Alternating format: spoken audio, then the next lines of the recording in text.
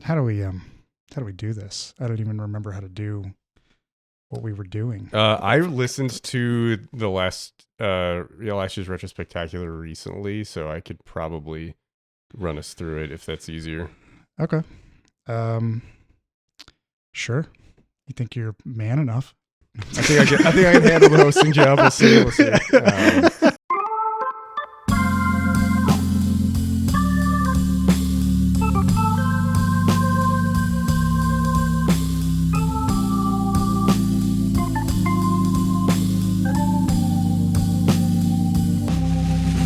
Welcome to Afterthoughts, everybody. I am your host, Michael Dixon. With me, as always, John Garcia. How's it going, John? It's going great. It feels like it's been a while.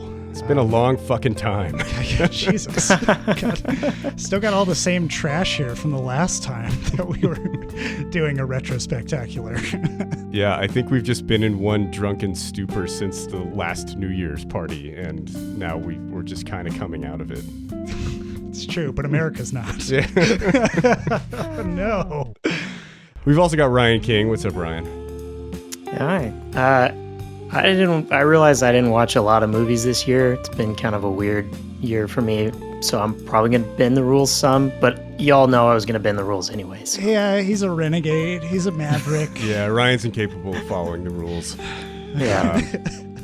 Yeah, I think it's been a weird year for me too. I got engaged and married this year and was very busy and created some scheduling issues, and we kind of stepped back to kind of reassess what we want creatively in our lives. And we're coming back to do this episode of the podcast, and we're excited to record this and be here with you guys tonight. If you're familiar with our Retrospectacular episodes, essentially what we do is go through our year in film or television and discuss kind of our favorites and least favorites from the year, both new releases and stuff that we have just found for the first time. So normally we do a category called Best Podcast Movie and Worst Podcast Movie, but we only did 2 movies on the podcast this year. So John had the brilliant idea of suggesting movies that would have been the best or worst of the year if we had suggested them. So movies that we had thought about bringing to the group that we weren't able to do. So I'm going to kick us off with this category and say that I think a really fun podcast movie that I definitely would have suggested would have been The Age of Disclosure, which is a documentary about how the U.S. government has been covering up the existence of aliens since the 1940s. It's a fascinating documentary, and I was blown away by it. I fully believe that aliens exist and that the government knows about it and is hiding it from us. But I think it probably would have been similar to our JFK episode, where I would have been super into it, like, oh my God, there's no way. How can you explain this? There's no way that aliens, they have to exist. The government knows it. They're hiding it from us. And Ryan would just be shitting on everything. Like, this is so stupid. Exactly. All these conspiracy theories. There's nothing here. This is a bunch of manipulative bullshit. And I think it would have been a very fun conversation. So yeah, I would have been there to mediate and talk about how my friend has given me 8 seasons of Ancient Aliens and I'm an expert at this point on bullshit. It would have been a great sequel to the JFK discussion. Yeah, honestly. Yeah. Really awesome. I think you can get an interesting, I'm interested that there definitely is cover up stuff. So it would be interesting to hear from that side. We all know the government is lying to us, which is fine that we just let that go. Yeah. But then even there is the question of, is there something out there? That to me is particularly interesting. How do you explain this grainy footage, Ryan, that of this ship going in and out of the ocean without slowing down? How do you explain this grainy video? How do you explain that weather balloon with Sasquatch in it? God damn it. Here's my favorite part. How do you explain someone gets their camera on something that's sitting still in the sky perfectly, and then it zips off at 1,000 miles an hour, and they're able to keep it in frame, even though they didn't know it was going to move? That's one of my favorite. Look, it's a UFO, and I'm like, how are they keeping up with it? Have you seen? There's a guy in South America who has UFOs that he'll show like videos of it, but the moment he's about to get the UFO, it'll always like hard cut away, and he sells like a shit ton of merch on the side for it. I was like, buddy, you're like undercutting everybody else's effort to prove this, you jackass. Yeah, see, exactly. This is exactly what this episode would have ended up being. Yeah. This is wild. It's kind of like a sampler. It's almost like you're at a New Year's party and somebody walks by and is like, would you like a sampling of this episode about UFOs with Dixon and Ryan? You're like, no, I'm good. Thanks. Awkwardly making eye contact with them. Yeah, so that would have been fun. I would recommend Age of Disclosure if you haven't seen it. It's a fun movie. It's even if you don't believe in that the government is covering things up. I think it's an interesting insight into what's going on in the CIA and the Pentagon, and it's all interviewing former employees in those spaces that have tried to get information and have been blocked from doing so. So it's interesting. It's journalistic endeavor if nothing else, but. Cool. Well, John, what would you have liked to discuss on the podcast this year? In a very similar vein to your UFO thing, but completely different. It's going to be I would have loved to have done The Pope's Exorcist. Oh. After I saw it was. That sounds terrible. I just know it would have been fun because, one, Ryan would have picked that shit clean for all of its flaws and all of the tropes and bullshit. That's Russell Crowe, That's right? Russell Crowe. Dixon would have done Russell Crowe impressions. Is he the Pope? He is not. Franco Nero is the Pope. Oh, okay. Franco Nero, Django himself is the Pope. And Russell Crowe plays a drunk priest who has to teach a younger priest how to basically do the movie The Exorcism, or The Exorcist, I should say. And in doing that, they found the Men in Black, but for priests. So like what now? The whole like end of the movie is like, check it out. There's an underground base of operations with priests in it. And they're not used to, perpetrate pedophilic missions across the world. They're used to fight demons that do that instead. Okay. Totally demons that do that. Like the first half of that movie is like nonsense, fucking The Exorcist knockoff. And then the latter half is just bonkers bullshit about them fighting demons and having an army of priests to do it. It has a lot of tropes too, from like the renegade cop and his rookie buddy on their like first job together kind of thing. So I feel like there would have just been a lot of free associating of what we wished the movie would have been. And then a lot of destroying everything that it was. And I love me a good movie like that. I love a good discussion where we just shit on something and absolutely try to figure out how we could fix it. But yeah, I watched that on my birthday. I was talked into watching that on my birthday, and it was a terrible movie for my birthday, but yeah. Come on, John, you got to be smarter than that. That's on you. Yeah. Ryan, have you seen this? It sounds like something you would have sought out. Yeah, it's in that zone of like, maybe I would watch it, maybe I wouldn't. No, I haven't seen it. I think, again, like with the aliens, there are those things that are interesting that are like closely guarded secrets. And so the Catholic Church, like they totally perform exorcisms and they still supposedly perform them. They have people, there's a certain belief in them, but then the movies and media around it has warped it into something so completely different. Yeah. That it's just sort of a like, I'm almost like, I don't know. The more those kind of movies come out, the more I'm like, hey, I'd actually rather see, and there have been some, like something that's a more interesting examination of it. Even like The Exorcist takes it a little too far for the shock value from reality, but you could still have something that actually made you question, right? Like actually kind of put it in there and was like, do you have faith that this is what's happening or not? Yeah. Could be an interesting examination. But yeah, everything devolves into demons going everywhere, zombies or whatever. I'm nah. Demons constantly. Ryan, don't act like that October in the not too distant future, you're not going to sit down and binge all of the Exorcist Oh yeah, movies. he totally would. Okay. Here. We can segue into we can segue into my thing real quick. Mm-hmm. Sure. I would have brought weapons after having watched it. Not just like hearing it, I don't think I would have, but after watching it, because I'd need to figure out why I didn't like it. Interesting. And it's kind of the same thing that happened to me with Hereditary, where I was bought in the like first half and was enjoying it, and then it turned and just like totally lost me. Mm. And I think that it's interesting because I'm just in that spot with horror movies where I'm like, so many of them, even like really, really good ones, like we're in an interesting time period.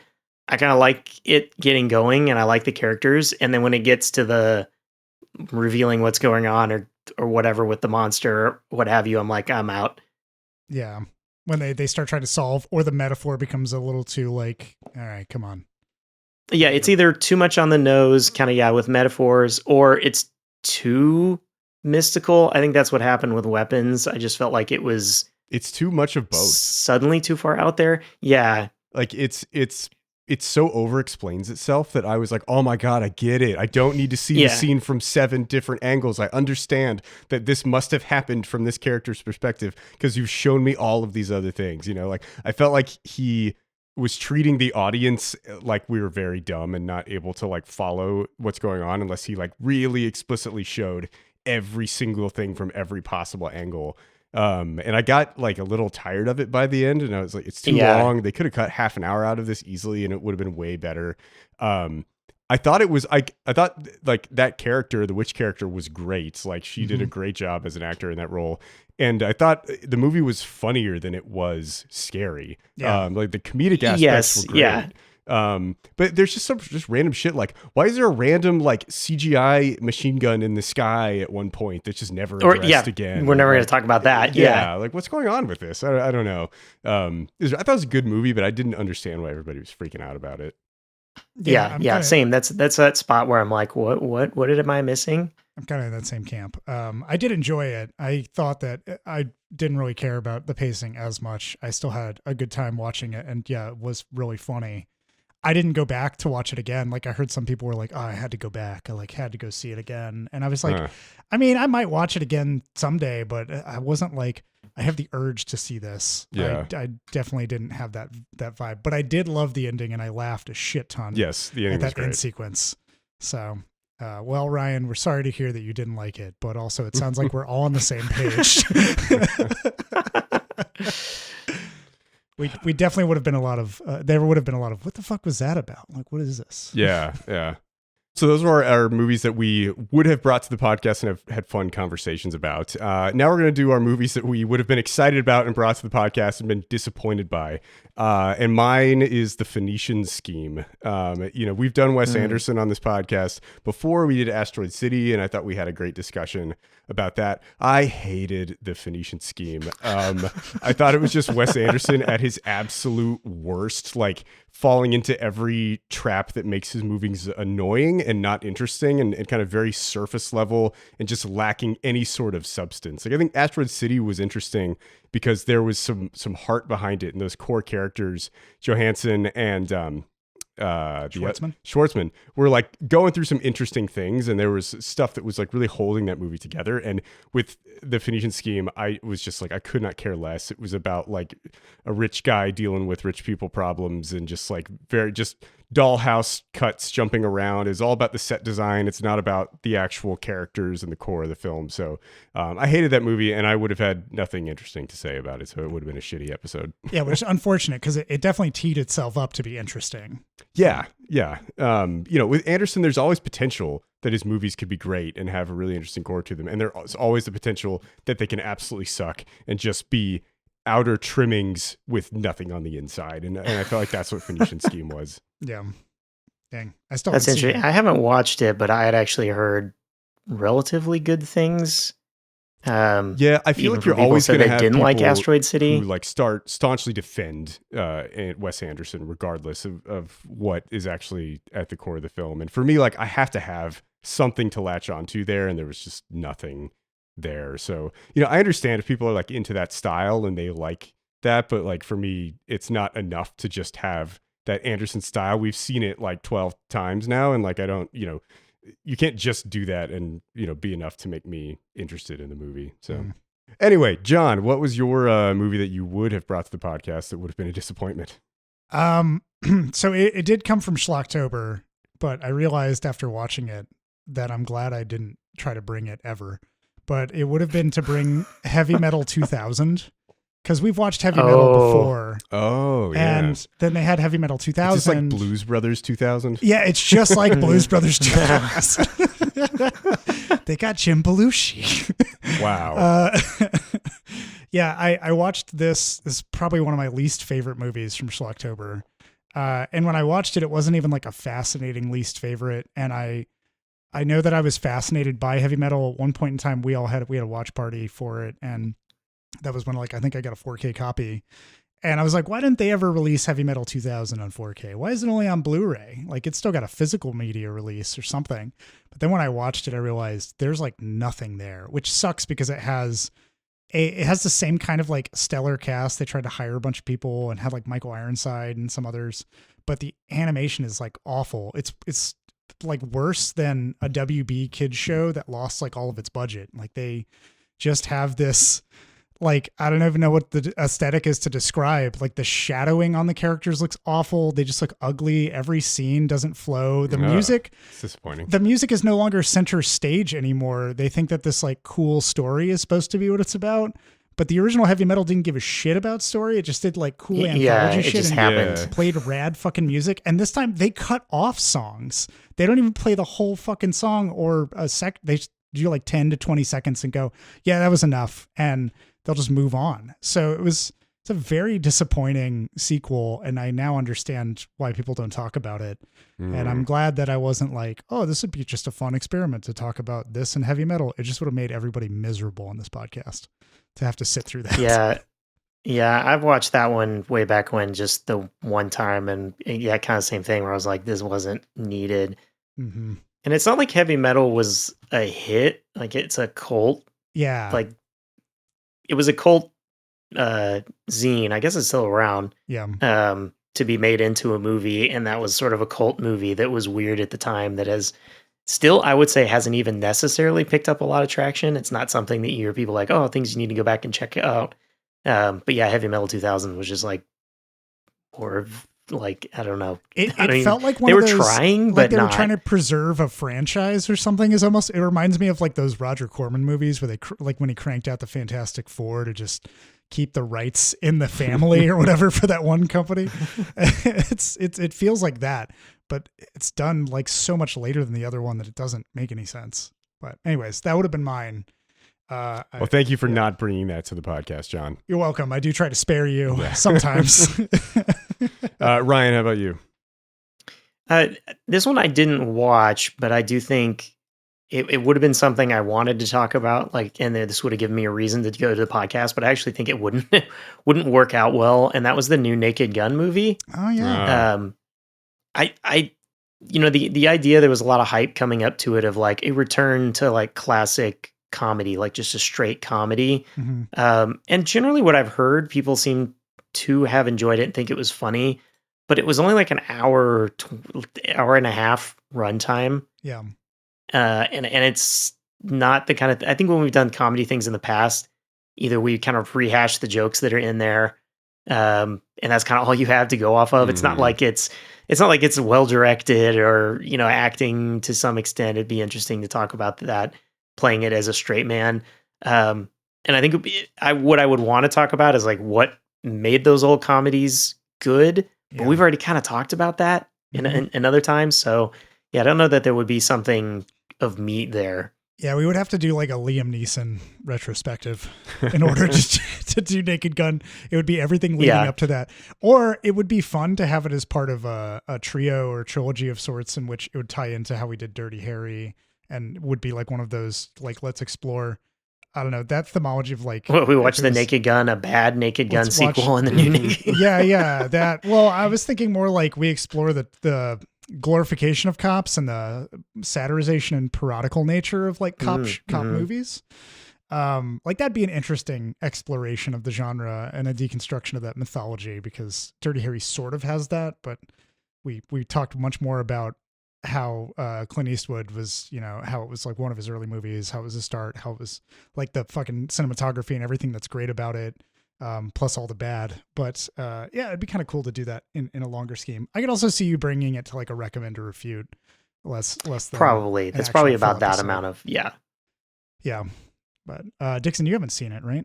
I have not. I actually went back and I watched the original and 2.5, or is that the second one? Yeah. I don't remember all the numbers. For the first time, I hadn't seen either of them, and I thought they were fine. Like I didn't think they were as great as a lot of people have made them out to be. I think Airplane is my preferred version of that movie, but Naked Gun was fine. Yeah. And so I never, because I didn't love those, I didn't like jump onto the new one, but I've heard it's very good. I know a lot of people were really excited about it, like hopefully like bringing comedies back, since we don't really get a lot of straight comedies anymore. Yeah, it's a good matinee movie. It's like I have a light day. I don't want to really get into anything super heady. It's fun to watch, and then you're kind of done with it. So, yeah. I've never had a hesitation about showing it to people if they're like, we don't know what to watch and we just want something that's pretty fun. It's fine. So yeah, cool. All right, cool. Well, those were the movies that we wish we had and hadn't talked about on the podcast this year. Now we're going to talk about our best and worst discovered movies of 2025. So this is a movie that was not released in 2025, but we watched for the first time and we either loved or didn't. I'm going to kick it back around the other direction. Ryan, what was your best discovered movie of 2025? Okay, this is immediately where I go off the rail. Rules. The rules. No, what I'm gonna say is my best discovered was Tim Robinson. Oh, okay. Just as an individual, just as a person, yeah. Yeah, and through 3 different things that I watched this year with him in it. Yep. So actually, beginning of this year is when I finally sat down and watched all the way through I Think You Should Leave. And honestly, like, there are many phrases from that are now like in canon in my family. It's already become like that iconic to us. And just that style of comedy and the way that you get those little like bits of Tim Robinson, right? It was like enough like consumable right about the time the joke was potentially going to get old. It kind of just moved to the next thing. Yeah. But yeah, so like I'm doing a thing is definitely like a go-to in my house. Yeah, there's Sasha has a favorite I fucking too. Say it. Yeah, Sasha likes the one where this guy's honking at Tim Robinson in the parking lot, and he's like, "Hey, don't you know how to drive?" And he's like, "No, I don't know what any of this fucking shit is." And he's genuinely concerned and like scared. Yes. And he's like, "I don't know what I'm doing, and not everybody knows what they're doing. God damn it!" Like, just the absurdity is pretty great to see, and yeah, I got to take Dixon to see Friendship, so he's been more than exposed to Tim Robinson. Yeah, still not as much of a fan. Yeah, that was my second watch of Tim Robinson this year. I enjoyed Friendship, but it's odd. Yes, the whole time you kind of just feel odd. It ends with a kind of a good joke, honestly. I guess that the whole movie is setting up in a way. But it also, I did feel like I left a little disappointed. Yeah, that's we had Dixon and I walked to the theater to see that, and then on our walk back, we talked about how it could have been. The ending could have been a little bit better. There should have been this. We sort of picked it apart for parts that we thought it was leading to, and it didn't. And not even in like a predictable sense. We just try to like weigh what could have really happened in such an unhinged sort of like delusion. But I was sad that it didn't go nearly as far as I wanted it to. Yeah, I actually can't stand Tim Robinson, I'm going to be honest. I watched like 3 episodes of I Think You Should Leave, and I couldn't keep going. I had to stop. I think I laughed maybe once over 3 episodes. And Friendship I was intrigued by, and we went to see it. And I feel like Tim Robinson is a huge problem in that movie, where like that movie could be a really interesting character piece while at the same time being a good comedy. I laughed throughout, like where I was supposed to laugh, where the movie wanted me to laugh, but I actually didn't enjoy the movie, which is a weird experience because I felt like Robinson was just this gaping hole at the center where like he's not believable as a human being. Like he's so strange and he's so purposely creating this whole different, he's in a different movie than everybody else. He's like not on the same wavelength. And to me, it's like I didn't care or believe anything that he was going through. And that made it really hard for me to be invested in the movie and to care what was happening. I feel like I kept thinking, man, why isn't this better? And I realized it's Banshees of Inisherin for dummies is what friendship is. It's like, that's the good version of this movie where it's funny, but it's also really dark and a really interesting character piece and has a lot of other things going for it that are really, really great and really draw you in.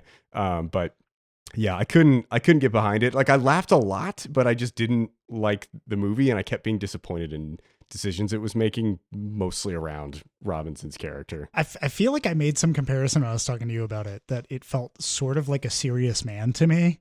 Yeah, that, yeah, like, I can see that. Yeah, oddly has that vibe to it. I would love to see a movie where Tim Robinson does like a real dramatic role and actually has to be in his element. I'm curious what it will look like.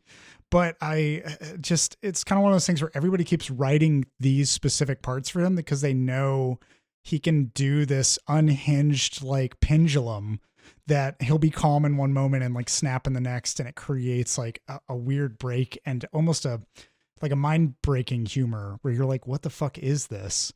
It just reminds me of like an extension of like Tim and Eric's Awesome Show or something where you're just not sure what the fuck you're watching. And Tim and Eric are in that same surreal, weird, over the top level. Yeah. And yeah, I think that Friendship wasn't the right like vehicle for him. It's in that way that the little bites of him and I Think You Should Leave are great. Friendship was like a little bit too much. Yeah. And I agree. He kind of didn't necessarily fit with the rest of it. The third thing I watched is binging this weekend, The Chair Company with my son. That would be interesting to get y'all's thought on watching that because it's a fucking trip.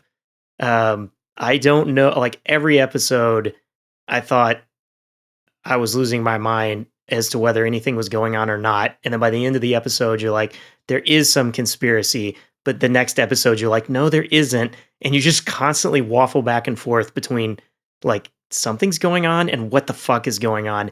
And everyone around Tim Robinson is also really fucking bizarre. And so I think it helps a little bit because there's those elements like, some of the like really fun, weird skits, I think You Should Leave are the ones where they also have a really weird like actor doing a weird character.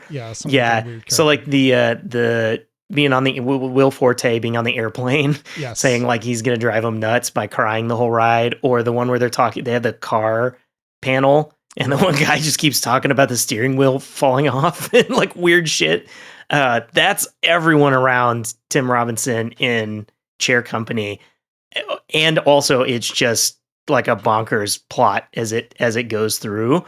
I think I enjoyed it. It definitely at the end of it, I was like, I'm in for a season 2. Like I'll go along for the ride, but it just was a crazy ride. It's written by the same guy who wrote Friendship, I believe, if I remember correctly. Yes. And so it's one of those where I'm like, okay, well, they found some other niche. And Tim Robinson said he'd only do that show if it would at least be a little more dark, I think, or have like a darker subject. Yeah, he wanted it to have moments where it was more like, horror or dark. Yeah. And it definitely gets to those. I would almost say the whole thing is almost a satire of the kind of mystery shows that people are into right now, that people binge.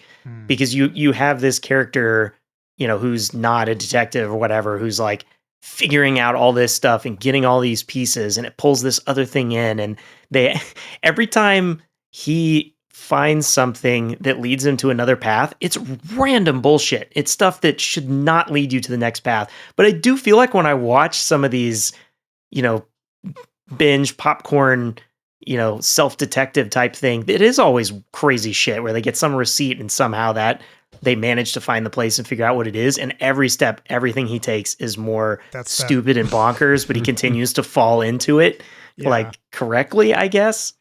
That sounds like an extension of that Star Trek trope where they're like, wait, what did you just say? And then they immediately go on some bullshit tangent because somebody said they had a cold. And they're like, if we give the computer a virus, then blah, blah, blah will happen. And you're like, how did you know? Yeah. Oh, no, wait, I'm thinking that was an Independence Day trope. My bad. I pulled that directly from Roland Emmerich, the master himself. Well, one of the out there ones, he's trying to track someone down, and they had gone to this like group where they do these little exercises, and when he gets there, somebody recognizes him and like bolts out of the thing, and he runs after and he grabs them and is like trying to take a picture of them with his phone, and they cover up their face and get away. And so it's like, okay, dead end now again. But then he's looking back at the image and he realizes on the guy's arm is a tattoo of like these 5 colors in a row. And this website that he'd been looking at also had that color scheme. And another website that might be connected also had that color scheme. And he realizes this was the web designer who's lazy as fuck and uses the same like CSS on all of his websites, right? It's that much of a leap. But also like it ties some things together. It's so bizarre. I wonder if Oliver Stone has seen The Chair Company and if he loves the amount of conspiracy it can generate. Yes, absolutely. Yeah, the conspiracies that they come up with about the chairs and the company and the shell companies totally fits in that, like Oliver Stone. Amazing. They should get him to guest direct, do an episode where he makes a compilation of shit. Oh man, that would be funny. Interesting. So that's your discovery. Is Tim Robinson the man?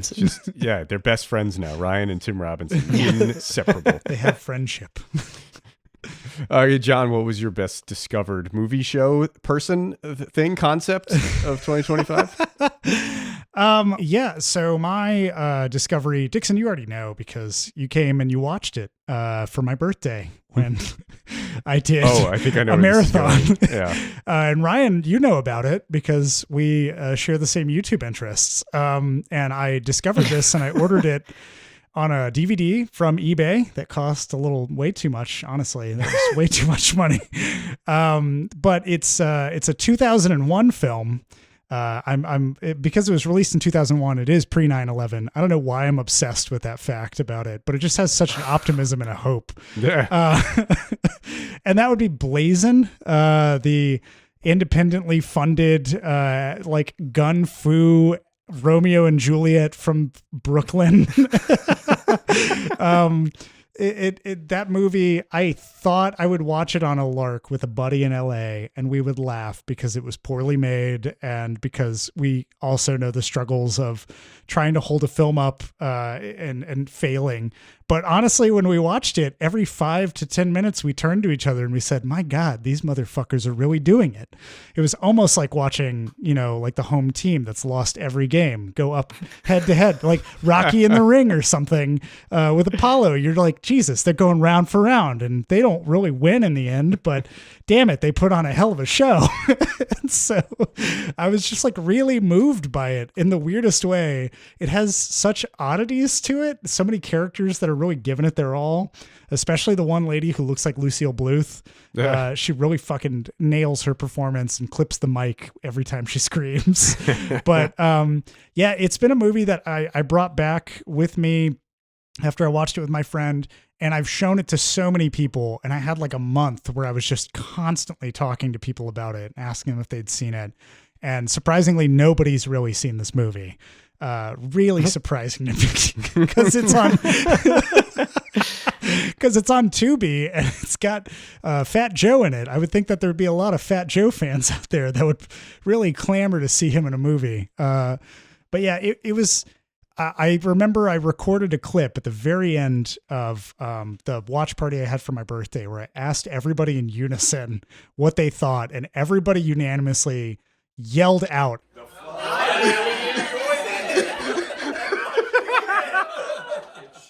And I couldn't tell, but it was mostly negative, I think. And the crowd died down and one person said, I actually kind of liked it. Yeah. And I think that was really what I was going for. But yeah, that was the movie that was, I would say, my best discovered. I really enjoyed it. It really surprised me for the budget that it was. I felt like it was punching way above its weight. It seemed like everybody in that cast was on point doing choreography for it, trying their best to do the acting skills that are actually amusing and not so much like, oh God, this is just boring and hard to get through.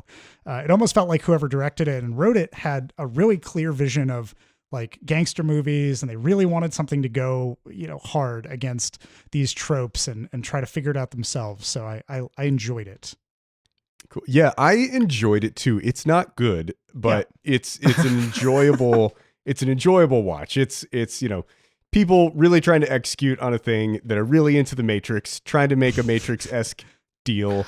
Lots of guns, lots of leather. But it's, it's a fun, enjoyable movie. So yeah, I had a good time with it. Yeah. And then I had an honorable mention, and that would be the Heartbreak Kid, the original 1972, The Heartbreak Kid. I haven't seen that. I know that there was a remake with Ben Stiller. I've heard terrible things about it. I watched a trailer. I did not like the trailer for the Ben Stiller one. So that kind of tells me where I kind of land on it. But I watched The Heartbreak Kid, and I really enjoyed it. It is a fun comedy. It's one of those despicable comedies. I think I've talked about Albert Brooks's Modern Romance on here once or twice before. But it is in that same vein where the character is a man who just wants to, he's just gotten married, newly married. He goes on a honeymoon and immediately he regrets his decision and he meets a beautiful woman and decides that he's going to try to woo her instead and figure out his way out of his marriage.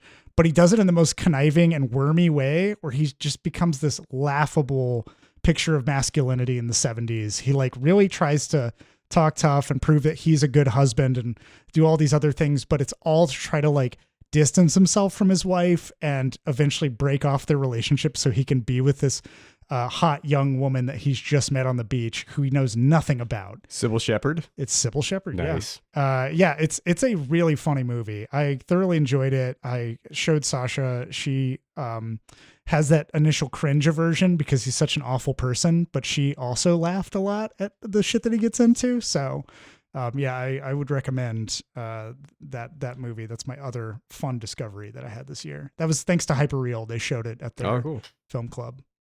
Also starring Doris Roberts, the mom in Everybody Loves Raymond. Yeah. I think with Blazin, John, we've talked about this a little bit before. There's a level of bad movie that people like The Room, where kind of most anyone can watch that and be like, oh, this is a bad movie, but it's kind of funny. Mm-hmm. And there's a level below that. And we've pushed so far below that level into things that are really Blazing's a movie and has a plot. Yeah. So we've gotten to those where they're functionally not even a movie. But I think when you get that far down, you can appreciate some of these things that are earnest and honest and just not executed, but it becomes funny in how it's not executed. Yeah. I agree. At this point, we're watching a stroke victim's dream. That's most of the movies right we put on. It's there's no connections between anything, and you're kind of sad for everybody involved, and it just kind of goes that way. But John gets bored if there's any sort of entertainment value in his cinema.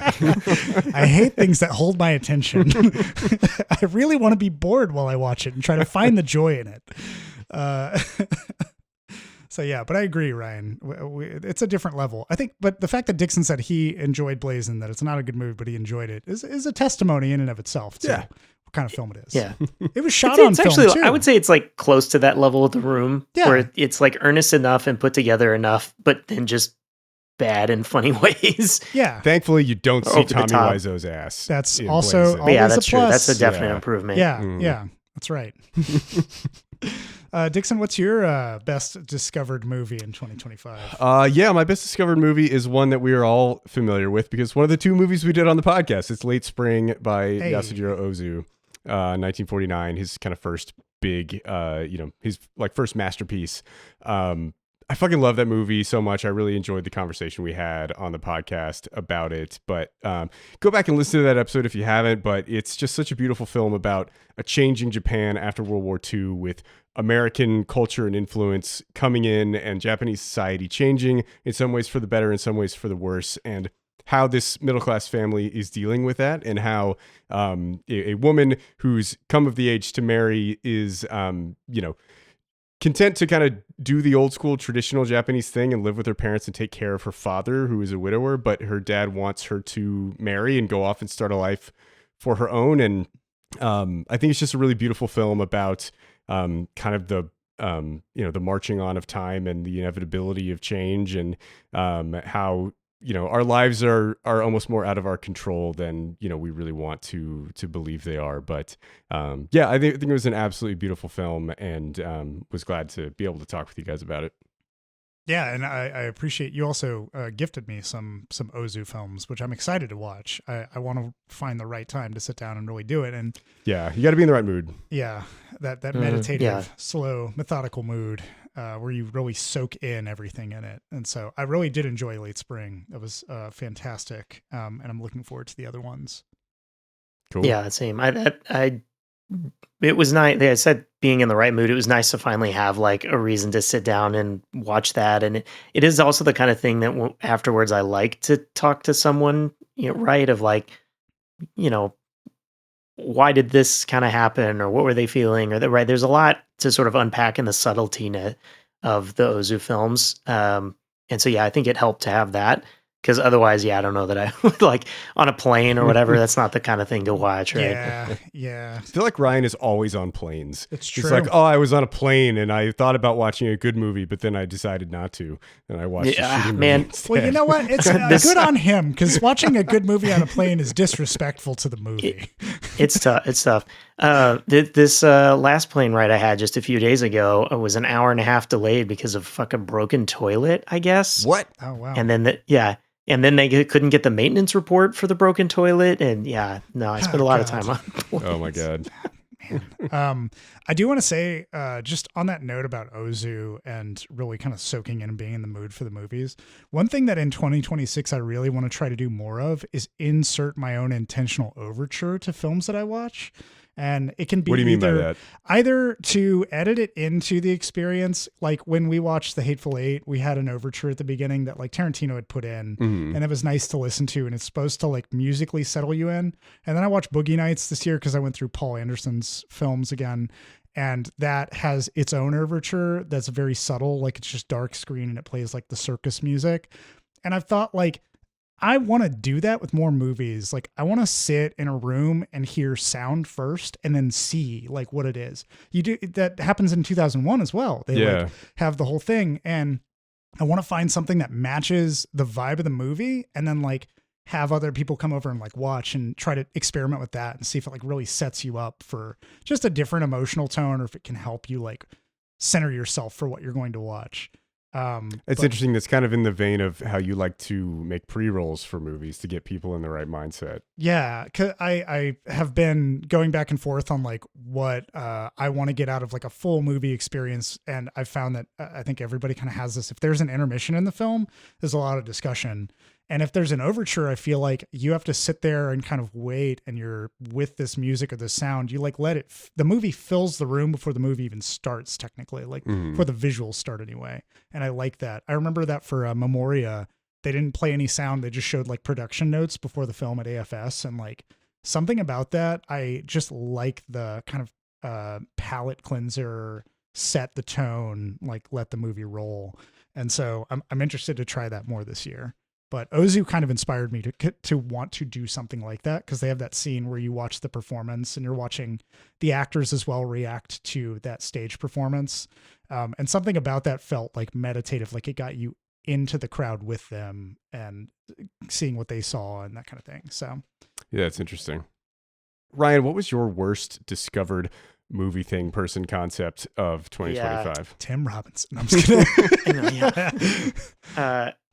I think I already talked, like at the beginning of the year, I watched Venom, The Last Dance, and Kraven the Hunter. And those were both bad, but I knew that going in. I had those expectations. And honestly, like for Venom movies, Venom, The Last Dance was fine. But I do think I mentioned before that I had started reading, or was interested in reading, House of Leaves, because it was something that couldn't be translated to film. But I will put it as my worst discovered thing of the year. Oh no! It wasn't a movie, folks. Yeah, what probably best sums it up is every time I was reading it and a family member came by, they went, "Are you still reading that? Why haven't you given up?" A family encouragement. It's just a trip in like a bad way, I would feel. It uses, that I don't even know what you could describe the core plot as. Like it's hard to describe the book. It's that crazy because it really is like a story within a story, like kind of collapsing on itself.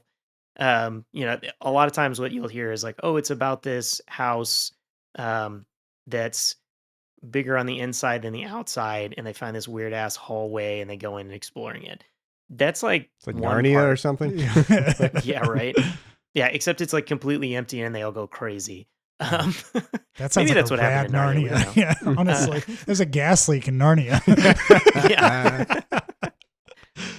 Yeah. That's like so little of the book, and I actually think that's what's infuriating about it is that's the interesting part you want to get to, but the book constantly like takes you away from it in these side trips. Okay. And it's presented, the book is presented as if it's a guy who is editing a manuscript he got from a dead old man, Okay. and that manuscript is about this tape that doesn't exist even within the in the realm of the story at that level. This tape of a guy who like documented all this shit about his house, and includes all of these like other articles and thoughts on people who watched the tape, none of which exist. Like they kind of constantly tell you through that like they look these things up and they don't exist. What the fuck? And then in the like footnotes of Insanity, the guy who's like editing this also slowly goes crazy and is writing crazier and crazier shit. And you get like footnotes within footnotes, and like there are whole pages of like nonsense. There's at one point they list all the things that are, you know, not all, but all the things quote that are not inside the hallway. And it's just like a litany of like page after page of just random items. Like, you know, there were no screwdrivers, there were no hammers, there were no, it just goes on and on. And it's just crazy some shit real like experimental shit. Like, yes, absolutely. And it totally was a slog to get through. It's strange. Like it's very much in that like it was early 2000 that it was written. It absolutely reminds pre me of the, 9/11. like early 2000 pre 9/11. Okay. The like late 90s, early 2000 forum copy pasta kind of bullshit. It's totally in that vein. But yeah, I do not recommend it. It absolutely it can't be made into anything else than what it is. Like, Well, there's like as a film, you can't present the insanity. Like, and I get that that's what it's trying to do. It's trying to give you this feeling of you being lost in a maze and having no idea what's going on. And like it does that, but that's a sucky feeling. yeah, it conjures an emotion that you just don't want to feel, really. It sounds like. Right. Now, my follow-up question is, even though you couldn't make it into a movie, do you think that there's some world in which this would be, you know, in the early 2000s, like a Charlie Kaufman or a Satoshi Kon? That's exactly where my mind was going. You and I fucking both knew. We both knew. But do you think that they could have potentially pulled something off? Yeah, Kaufman would do that interesting thing where he examines it more than he actually gives you what it was. He would have done adaptation. Yeah. And I think that could work because he could talk about it could be the kind of thing where he starts trying to tell the story of the manuscript, but then is like, no, fuck that, and starts to tell the story of the house. And then is like, no, I don't, and then goes back to like the guy editing it. And you kind of like get this, you could get a trippy feeling through trying to tell the story of the story. Yeah. Satoshi Kon, the core concept that's here, the interesting bit of this explorer who wants to explore this unknown. This is like the one good part and then the core meat of all this bullshit.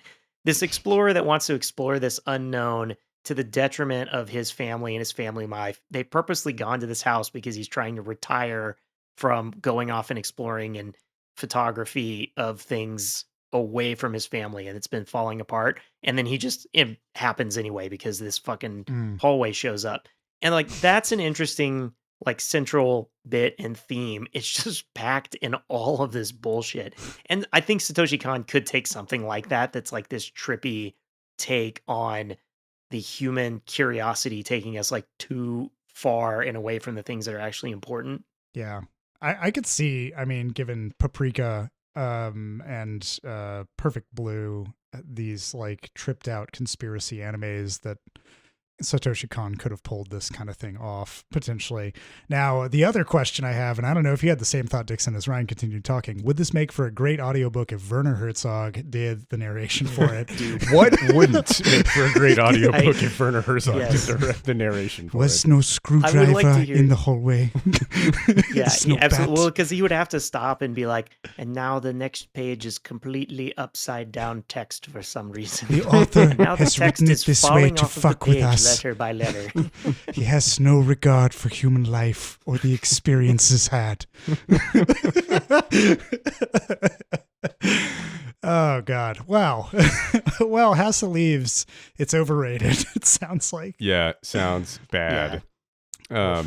It actually reminded me of a book that I read a couple years ago that, John, I know you started reading this year called Ant Kind by Charlie Kaufman, which he wrote for the express purpose of writing something that couldn't be adapted. And like, you probably could adapt it because of CGI, but it's a lot of internal monologue in this like dipshit main character. But it's one of the funniest things I've ever read. And that worked really well as something that was purposely written so it couldn't be adapted. But it wasn't like notes in the margins and stuff. It was just like a book, just a normally written book. It's like insane stream of consciousness. Yeah. Oh, man. Cool. Okay, well, I will not be reading House of Leaves. I would recommend everybody really passing on it. It's not. It could be an interesting experience if it was a lot shorter too. Yeah. Only read it if you want to bond with other people about being mad that you read it. Yeah, it's 709 pages. Jesus, that's a lot. John, what was your worst discovered movie of 2025? My worst discovered movie of 2025 is Dixon. I talked to you about this movie. It was an insane watch. I have a dishonorable mention as well after, but I watched it's a made for TV movie and it was during Schlocktober. I watched the Sketch Artist 2. There's no colon. It's just the Sketch Artist 2. TOO. No, unfortunately not that. I guess at one point there was a movie made called The Sketch Artist that was about a sketch artist that was so good he eventually won some kind of court case. It's not a true story. I remember you telling me about this now. Yeah. But it is some kind of like, it's one of those courtroom dramas made for TV to get people, I don't know, to fucking enjoy whatever it was. So in this movie, a blind woman is raped by a man who broke into her house. And she spends the entire time that she's being molested and sexually assaulted touching his face so she can remember what he looks like. Then she gives that description to a sketch artist who draws it perfectly. And they catch the man and they take him to court. And the rest of the movie becomes this weird, like, sexual chemistry between the artist and the blind woman. And also like trying to... But she's already married. It's weird. Her husband's like a cuck or something. And then there's this whole other aspect where they go to court and it's immediately the defense attorney's job to prove that the sketch artist couldn't possibly have drawn something a blind person saw. Which, fair. Like, I don't really know. That evidence does not exceed the requirement of beyond a reasonable doubt. She's like, well, I touched his hair and I could tell from the thinness of it, it was brown. Nope. And you're like, not how that works. Wait, I'm sorry. What the fuck? And the whole movie is built on tropes to make you be like, yeah, she's right. You know that he has to be telling the truth about it. And they're like, we got to lock this bastard up. The movie itself even gives up on defending this premise when after this boring ass, like relationships and courtroom drama at the very end, when the blind lady is describing him one more time, the guy who assaulted her just goes, I would have gotten away with it, you bitch, and tries to jump across the table and kill her, which results in the police finding out that he is the man who did it. So the whole movie reneges on everything that it tried to set up. And I was just very disappointed in everybody that day. I was very disappointed in the people who made it and the writers. I regretted watching that and wasting my life on a shitty courtroom drama. And that's pretty hard to do, honestly. I will say, John, it sounds really bad, but it also sounds par for the course for just like the average shit that you watch. It doesn't sound that much worse. It really does. Yeah. But like, okay, look, there are science fiction films and fucking shitty student films with way more believable premises. Sure. Like, I'm really upset that Hollywood would have thought this made sense to anybody. Yeah. And it's one of those things where I'm like, you could have pursued justice in any other route. You could have done some kind of detective shit and had him find, maybe the blind person knew because of the things that they heard, or there was something else there. But no, she was like, I touched his hair and it was greasy, so it was brown. I touched his eyes and they were blue. Like, like, you don't have Ben Affleck Daredevil vision. This is bullshit. Does she have echolocation? Yeah, she was clicking the whole time. She was helping do investigations. Yeah, plus the whole weird thing where like her husband's in the picture, but she has like a romance almost with this sketch artist dude because he really sees what she sees. Like, I was like, come on, man, what are we fucking doing in 1995? Wow. I thought lead was out of the air. Oh no. I have the feeling that constantly John was just sighing during this movie. I was very much like, there was a lot of like, all right, we're just going to accept that. Sure, that's just evidence. Like, there were so many times the judge was like, I'll allow it. And I was like, I don't know why you're allowing this. You're like the worst judge. He's the Air Bud judge. He really is. It might have been. Like, yeah, sure. There should be a canonical thing where that same judge comes back to play every terrible judge. My dishonorable mention, another movie during Schlocktober that I talked to Dixon about. It's called Chinese Hercules, everybody. Chinese Hercules is a man who is Herculean and Chinese. The cover has Bolo Young on it. Bolo Young is the villain. He is not Chinese Hercules. Chinese Hercules is a man who, at the beginning of the movie, murders the brother of his girlfriend and runs away in shame, joins a bunch of dock workers, forms a union.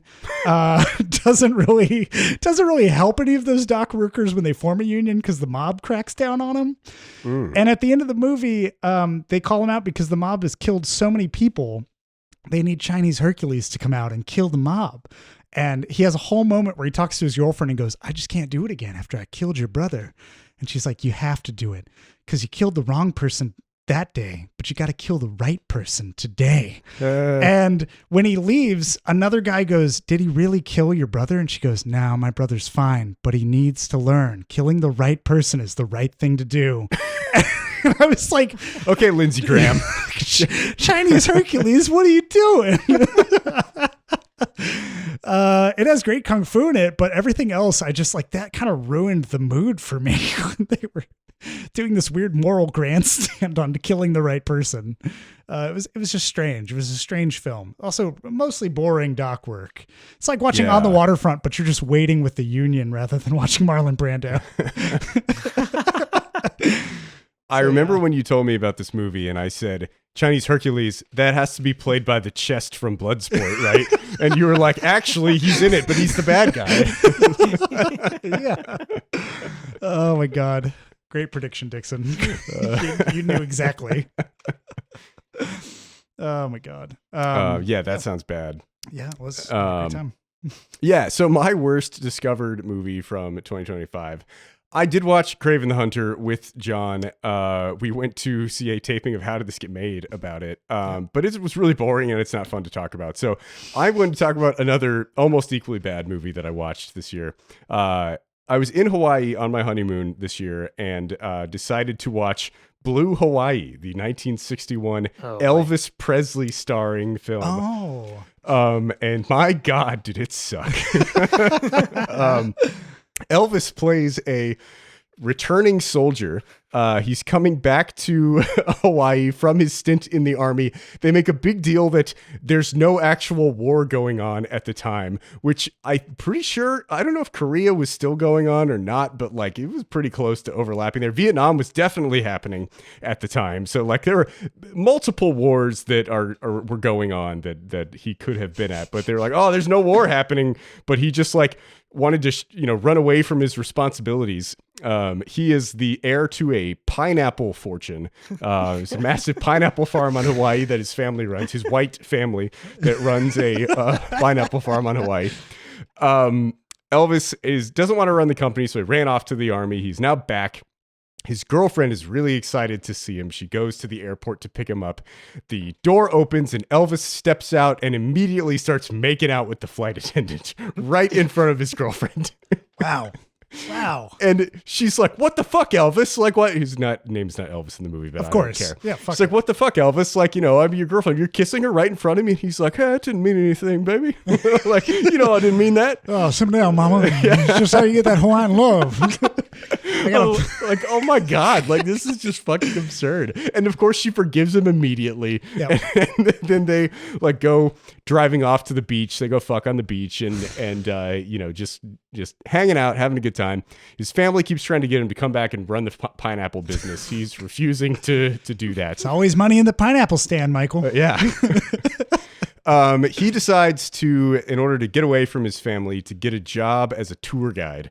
And there is a tour of high school or college age, or maybe a bit of both. Please, girls college age. Please, college There's age. definitely some high school age girls. I'm pretty sure they're all high school age. Yeah, I think they're high schoolers. And there's a sexy teacher that is probably in her early 40s that is like their chaperone, and they're coming to Hawaii to learn something for school. And Elvis is showing them around. He's like taking them to different islands and showing them things. Every woman in this movie wants to fuck the shit out of Elvis, just constantly. There is a like 16-year-old, 15-year-old maybe in the tour group who is actively trying to fuck Elvis the whole time. And he's like, I don't do jailbait, baby. I'm not doing that. And it's just so fucking stupid. At every turn, he's like, every time his girlfriend comes to see him, he's making out with somebody or in a weird situation where some woman is hitting on him and he's like, hey, she kissed me. Like, I didn't, it wasn't me. I didn't do anything.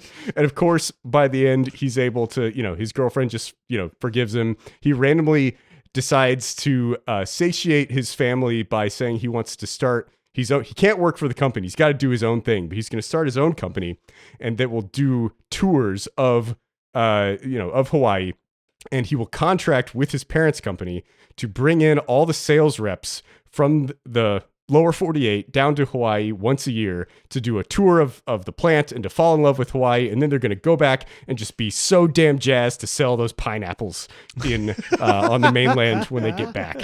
And his dad's like, that's a great idea, son. And they shake hands and it's all great. And I'm like, you say you want to do your own thing and move out from the family, but you're basically creating a company that is basically a subsidiary of your family's company. Oof. And I don't know. The whole thing was really stupid. It was just an excuse for Elvis to try to like look attractively at the camera, make a shit ton of money because sing songs Tom for Hanks no reason occasionally. Pulling the strings back there. Tom Hanks was back there. Exactly. You and I, the Sam, reaching for the rock of eternity. Oh my God. It was better than that movie. I'll give it that. This is a fucking terrible movie. Just like, I don't know. It's the only Elvis movie I have ever seen. I heard that was the good one. They're pretty much all the same. So I'm not going to see any of the others. But Ryan, you sound like you've seen this movie. I have seen that. Like, as soon as you mentioned it, I started thinking about it. It's flashbacks. It's bad. He also chases her down and spanks her in that movie too, right? It's one of those from that time period. Yeah, he does. She deserved it though. That's a joke, folks. That's a joke. That's a joke. Come on. Yeah. I've watched a few of those Elvis movies, and they're all terrible. I do see them, and like I understand that was totally just a way to like get a song and get him on screen and get people in seats, but they're bad. Like you go really, back really and they're bad. just just full of like misogyny, racism, just weird events. Yeah. It's really unfortunate. It's such a sad thing to see. Wasn't Elvis a DEA agent or something? He was a narcotics agent. He tried to get Nixon to name him a like agent at large or something, which is not a real thing. Yeah. There is a good movie about that called Elvis and Nixon, starring Michael Shannon as Elvis and Kevin Spacey as Nixon, and it's wild. That's fucking wild. Yes, that's now I remember. I just remembered that. Okay, you got to watch Kissin' Cousins. That was the one. Is that an Elvis movie? It is an Elvis movie. John, put that on your Schlocktober list. Okay, you should put it on your Schlocktober. Is it somehow a time-traveling Rudy Giuliani story? Yeah, he plays two characters. Like he plays the cousins that are like identical cousins, and one of them is like from the city, and one of them is from the like Prince and the Pauper style. No, he's like up in the mountains kind of guy. Oh, he's a mountain man. That one. Identical cousins, definitely a real thing. They're identical third cousins. do they constantly make references to like, what are the odds? Like, oh man, it's like looking into a mirror, man. Yeah. You got peanut butter in my banana sandwich. You got banana in my peanut butter sandwich. Earlier this year, I stumbled across at the liquor store. I was tempted to purchase it as a gag gift. A Elvis peanut butter and banana flavored whiskey. It's like, I'm gonna pass on that one. Yep. But, You gotta go for the banana and peanut butter flavored Quaaludes. Yes, yeah, that would probably very be hard to line. track down. Yeah. Cool. So that was Blue Hawaii was my worst discovered movie of 2025. Now we're gonna get to the actual calendar year of 2025.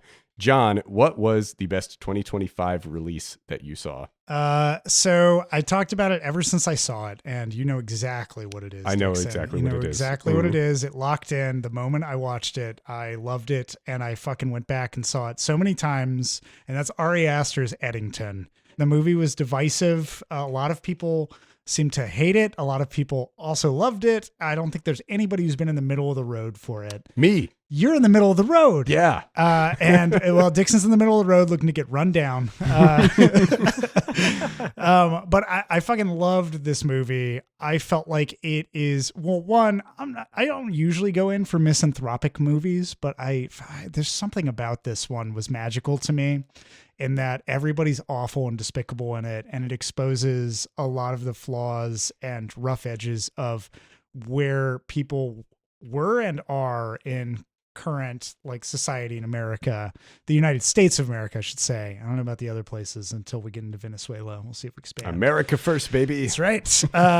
But I watched this movie and I watched it on a Sunday morning with friends. We went to a coffee shop after and we talked for an hour about it.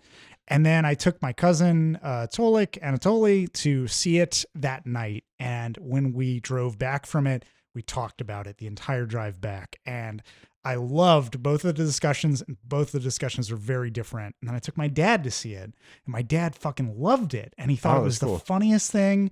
He was really fascinated about it. When it came out on Blu-ray, he said, I want it. He like actively was like engaged in it. And I've never had that kind of like trifecta of taking multiple people and they all see something in it and they all have a time with it. I won't say good or bad.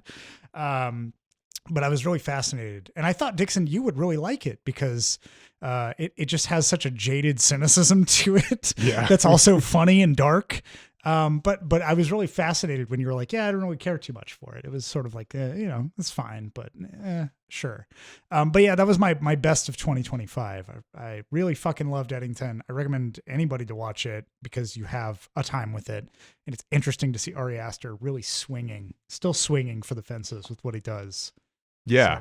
So. I understand why you liked it as much as you did. I think there are a lot of interesting ideas and kind of an exploration of a point in time where our country was just at the weirdest, most extreme possible point, and everything was kind of busting at the seams, and it seemed like we might just collapse in on ourselves.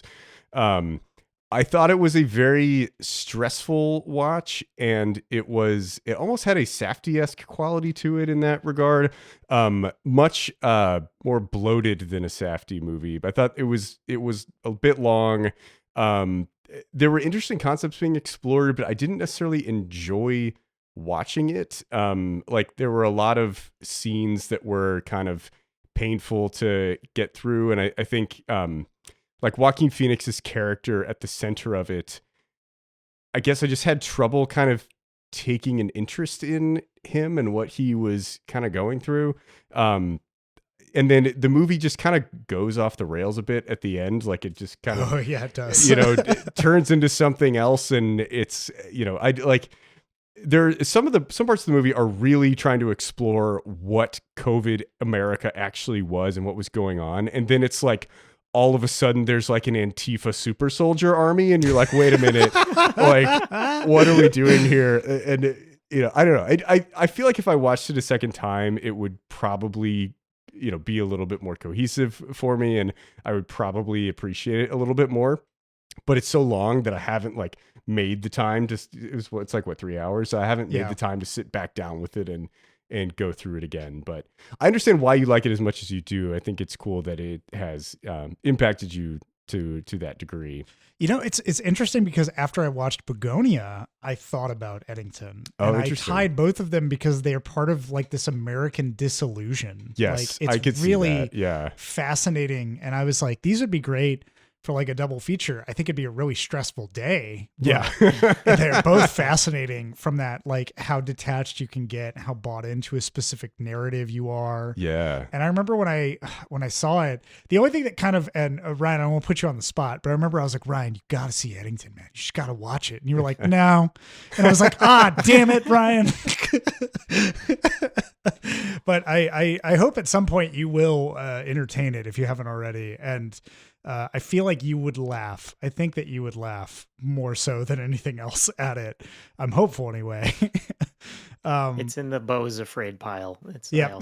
I mean, Beau is Afraid is a much harder film, I would say, to watch. I feel like Beau is Afraid is much more anxiety driven for me than Eddington was. I enjoyed Beau is Afraid more. I think maybe because of the filmmaking risks and the different things he was doing with that movie that like kind of grabbed my attention more from a technical standpoint, where with Eddington, it was a little bit more grounded in the actual like filmmaking itself. Yeah. I will say Beau's Afraid from start to finish is bonkers, like way off the deep end of like a unreliable narrator. But Eddington has this weird halfway through, it switches from being relatively grounded to like absurd, like it's almost a communal psychosis that you undergo in part of the movie. That's interesting. It's kind of wild to embrace that or watch that. But yeah, it had so much to it that I really enjoyed.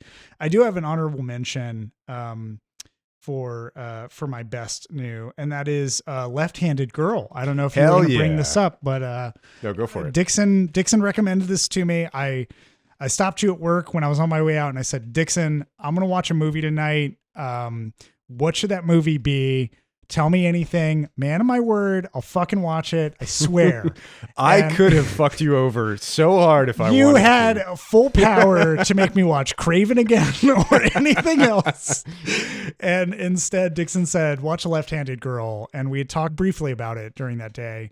And Left-Handed Girl, it's an independent movie made on an iPhone, very similar to Tangerine by Sean Baker, which is coincidence because Sean Baker edited this film and co-wrote it. It tells the story of a family that's moved to Taipei in Taiwan, and they're trying to kind of make ends meet. The mother of the family is trying to run a stand in a night market, and there's a daughter, two daughters that are one of them's very young, one of them's like, college age.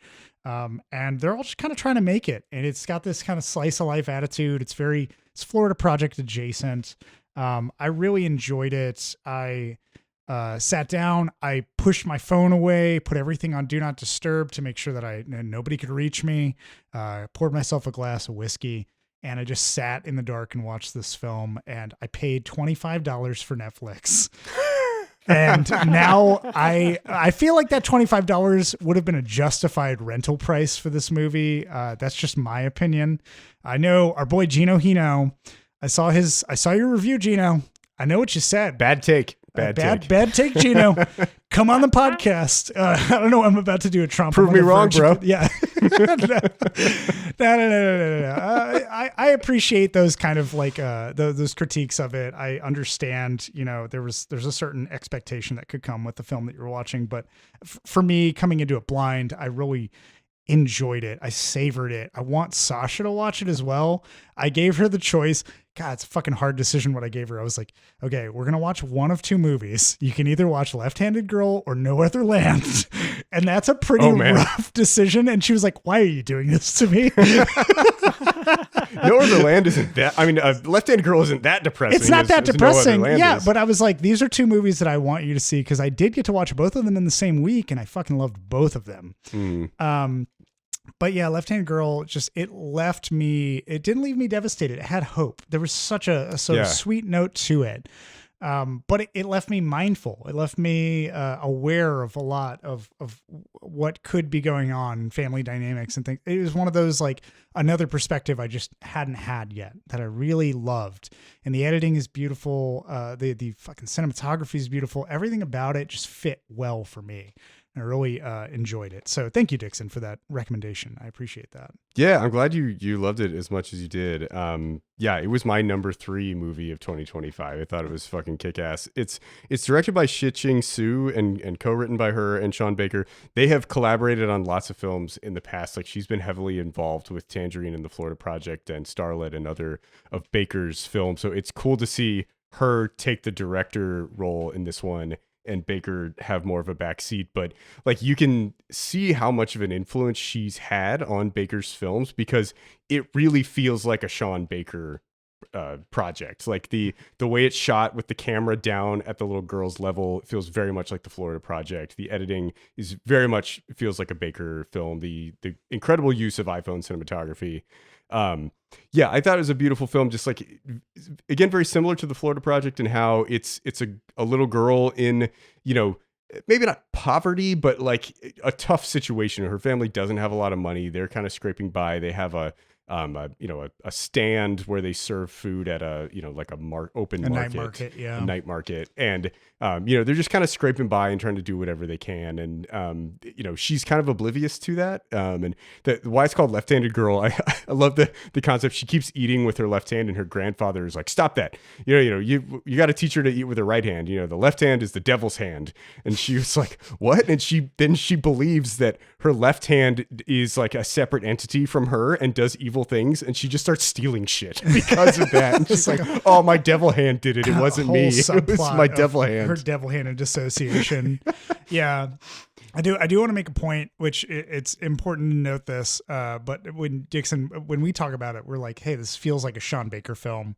But I think that, like, Sean Baker has such a good collaborative spirit that's why we say that. Like, we've seen Sean Baker films before. That's why it feels like that. We don't intend to take away from the achievement of, like, the cinematographer or the director or any of that. It is more of the perspective we approach it from. So we totally both, like, recognize and respect the level of filmmaking that went into it. It is not to say, like, hey, it's copying, like, Sean Baker. It is infused with a style that is reminiscent of. Yeah. And Shih-Ching Su is clearly a very talented director. Yes. And she's worked very closely with Baker. And you don't know which of the style elements are from her and which are from him. Exactly. It's hard to pull them apart as separate artists. That's kind of like the beauty of what art can be, is like artists start influencing each other. And there is kind of this, people start using the esque of things, Lynch-esque or like Baker-esque or these other directors. And it's something that will start to bleed into the creative spirit of people borrowing from each other, using from each other, like really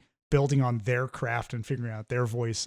Yeah, this is just one of those where I was like, it's great to see that Sean Baker edited it, but I feel so much more from the rest of the cast and crew in it and how it's delivered. And it's pretty phenomenal to see it shot on an iPhone. So yeah, I loved it. It was great. My honorable mention. What a sidetrack. Cool. Ryan, I assume you've not seen Left-Handed Girl. No. There he goes. All right. Ryan, what is your best 2025 movie? I did watch this one on the plane. All right. Okay. I just said it's one of those movies that's maybe not the best to watch on a plane. It was one of those where I started looking behind me to see if there was a kid sitting behind me. Oh. I wonder, John, if you would be able to guess what probably would be my favorite movie of this year. Oh, fuck. You watched it on a plane and you're trying to ask me. It is a 2025 movie. You're hoping a kid didn't watch it behind you? So there are boobs, is what you're saying. Probably boobs of some sort. Fuck, man. I don't think there were much boobs. There's plenty of violence. Fuck. Plenty of violence this year? What did I see this year that had plenty of violence? Warfare. Yeah, was it Warfare? No. Sinners. Oh, Sinners. Oh, okay. Yeah, that makes sense too. Sure. Yeah, it feels like it's a very up my alley kind of movie. That's what I was thinking. That shot on 70 millimeter just to be projected on a plane. tiny screens. Yeah. Well, it's a 70 millimeter screen. I did really try to figure out how to go see that movie because I had been hearing good things and I kind of liked everyone that was involved in making it. Yeah. And I was like this close to going and seeing like an 11 p.m. showing and just being like, fuck it in the next morning. But the vampire screening. I don't know. Yeah, I feel bad about going to a movie just by myself and being like, all right, family, enjoy your night. I'm gonna go watch a movie. You've got to stop caring so much about your family. Can't you just take Logan and try to explain and do damage control after? You know what? We watched Weapons with him, and actually, I don't think that Sinners would have been that bad. Actually, for him, honestly, at this point to watch, he turned 16 this year, so there's just a sensual sex scene in a shack. That's fine, and maybe some instructions on how to. Yeah, I've probably uncomfortably had other stuff that in a movie where I was like, oh shit. The kid needs to learn how to eat. Come on. He's of that age where he's going to start asking questions. And oh, God. You just say that on the podcast? We got to fucking bleep that? What is this? You brought it up. God damn it. We'll come back around when Dixon's kid's 16 and 2. Yeah, we'll see who's laughing at who now. Dixon's kid's going to drink whiskey in moderate amounts. Anyway, continue on Sinners. Anyway, continuing. We got sidetracked immediately. No, Sinners, I just really enjoyed it. I think it was one of those movies where you could just kind of sit back and have a blast. Michael B. Jordan's great. 2 Michael B. Jordans is double great. 2 Michael B. Jordans. I'm seeing double here. Yeah. 4 Michael B. Jordans. But it really was just a good blend of the music, the like setting, the feelings that it gave you. And then, it just kind of like second half of the movie devolves into tick to violent chaos, which I do enjoy as well. I think that was like that was just absolute. Did you guys both watch it? That music scene, I love the music blending scene. I don't know who doesn't love that. That was the best part of the movie. It's so amazing. Fucking cool. Everything else around it, I really liked. I appreciated it. I enjoyed seeing, one, I think I saw it in IMAX, like not the Bullock IMAX, but I saw it in a bigger screen IMAX and like Dolby Vision or something, and really enjoyed the wide shots, the build up. That first half of the movie, I fucking love them building up the juke joint and trying to get everybody together. And I didn't mind the latter half of it when it falls to chaos and there's vampires everywhere, but I kind of wanted it to be a little different. I just don't know what I wanted out of that difference. I feel pretty similarly about Sinners as I do about Weapons. I think there are a lot of really strong aspects to it and some things that are done really well. But the story feels very messy to me. I have no idea why there are 2 Michael B. Jordans in this movie. I feel like they could have just made that one character and it would have been a more cohesive story. I don't know. It like turning into a vampire movie also is just like not interesting to me. Like it seems like it's, kind of, okay, we have to do something to get the kids to want to watch this. So it's going to be vampires. And I thought the just exploration of that era and like a rich, successful Black man in a Southern community was a really interesting idea to explore anyway, just there. And then like pushing beyond that and making it into a vampire movie, I thought was kind of like dropping it into something else that was just not as interesting to me as what the movie was doing before. But I mean, there are a lot of aspects that are really good. The music scene is one of the best scenes of the year.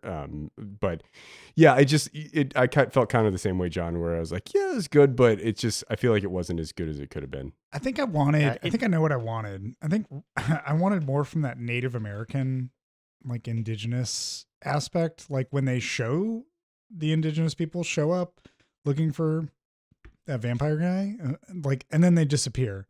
I was that feels really underutilized in some way that doesn't I get the idea, the motif behind vampires being like an assimilationist sort of theory that there is both an othering with vampires and an assimilation aspect when you have to become part of this other hive mind crowd. But it just felt like some of the things that were introduced were dropped and not brought back, or brought back in a way that was a little ham-fisted, and I didn't get it as much. But yeah, I don't know. It definitely is two movies smashed together, and I would absolutely have enjoyed continuing that first movie into just a continued drama of building up the juke joint, the questions about like we need to make money, but we also want to bring in our, the people who can't necessarily get in, and there's tension that was all there that does sort of like fade away when it just becomes a different movie. But I also totally would have enjoyed just a vampire, like even more strictly vampire movie, just with the themes. So it kind of worked for me in both put together, and I definitely I want to watch it again. It totally is just like it's black from dusk till dawn. Yeah. Yeah. Right. Yeah. Sure. Which I also enjoy, but is also weird in the way that it's just sort of like two suddenly stitched together plots. And if you get interested in the first half, that doesn't matter anymore. Yeah, that's interesting because it is such an abrupt turn, and it's like if you're into what he's doing in the first half, then you're let down. If you're not into what he's doing, then you're excited by the second half. And it just feels like it's not a one movie, and it's an abrasive viewing experience in that regard. Coogler knows so much about his filmmaking process. I love watching videos where he explains film and film concept because he's just so passionate about it. Like that passion is infectious, and I can definitely see it in his films. So I'm excited for whatever he does next because like this was I'll ride. go see it unless it's a Marvel movie. But if it's not, then I'll be well, there. he already got that out of the way. He's already done with that. It's fine. Yeah. But it's probably going to have Michael B. Jordan, so you better be ready. Maybe 3 Michael B. Jordans. Maybe 3 Oh God. of it, yeah. The Better Business Bureau of Michael B. Jordans. It's like Rick and Morty starring Michael B. Jordan. Yeah. Different versions of him. Rick and B. Jordan. And I do wonder, he maybe is in that spot where he kind of one for you, one for me's. Yeah. Right. And I think that this might have been the like, I had something interesting, but I'm going to give you guys this, hook that helps bring in a lot of people. And it did well. And now he can maybe kind of go into something else again. Yeah. Yeah. All right. Well, for my best 2025 movie, I usually do a top 10 here. I'm actually going to do a top 11 because these are all movies that I gave an A- or higher in 2025. So 11 is Marty Supreme. 10 is This Thing On. 9, The Encampments. 8, The Age of Disclosure. 7, No Other Choice. 6, Hamnet. 5, Train Dreams. 4, Blue Moon. 3, Left-Handed Girl. 2, A Big, Bold, Beautiful Journey. And 1 is Begonia, which John mentioned earlier. This is the second year in a row that my number one film of the year is directed by Yorgos Lanthimos and starring Emma Stone and Jesse Plemons. So last year was Kinds of Kindness. So really like what they're doing, and they should keep working together and making cool shit. Yeah.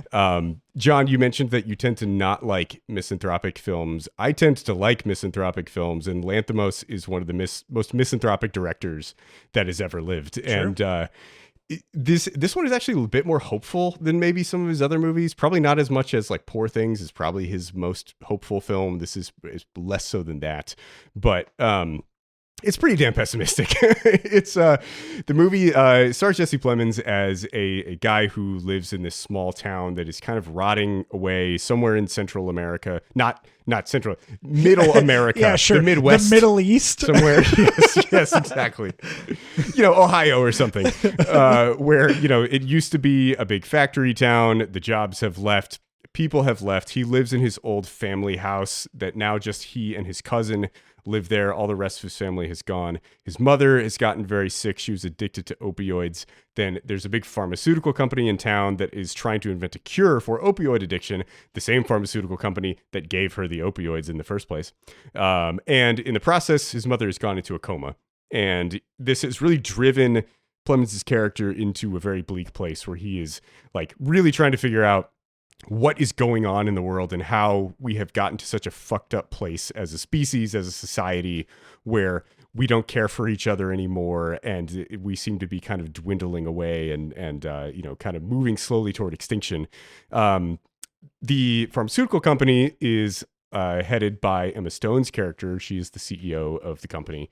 The whole movie is kind of put under the kind of the lens of bees and colony collapse disorder.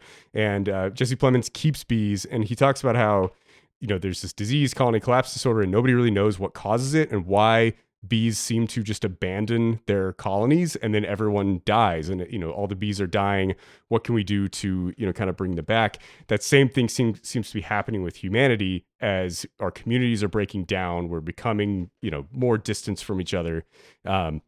And so he thinks he's finally figured out what's going on. He kidnaps Emma Stone's character, brings her back to his house, ties her up in the basement, shaves her head, and accuses her of being an Andromedan alien. And he demands that she take him back to her mothership so he can negotiate the removal of the aliens from Earth. This movie is fucking hilarious and also one of the most insightful social commentaries I've ever seen. Just a fascinating film that really probes through the ideas of what our society has become, why we are the way that we are, and what could potentially be causing all of these things. And the movie goes to weirder and weirder places, and the ending is just fucking perfect. Like the movie did the whole time. I was like, I really hope that the movie goes in this direction, and then it does that. And I was so happy with the the ending. But it's just an incredible film. Really great writing, really great acting. Lanthimos is one of the best directors in the world right now. He's just, everything he makes is fucking incredible. So I would highly recommend going to see this. If you're interested in just a funny movie, it's hilarious. If you're interested in something that makes you think and challenges your conceptions of like what we are as a country, as a species, it's also a fascinating movie to like really make you think hard about where we are and how we've gotten to the place we're in. And I think it's interesting to think about like, whether or not Emma Stone's character is an alien, the idea that, the billionaires in our society treat the rest of humanity so poorly that it's as if we're not the same species. Right. And I think that's kind of the idea that Lanthimos is going for, where it's like, we have just fractured so much that, humans don't care about each other anymore. And also it's like, are the billionaires, are they even human? They have turned into such despotic monsters that, like, do they even care about the future of the species anymore?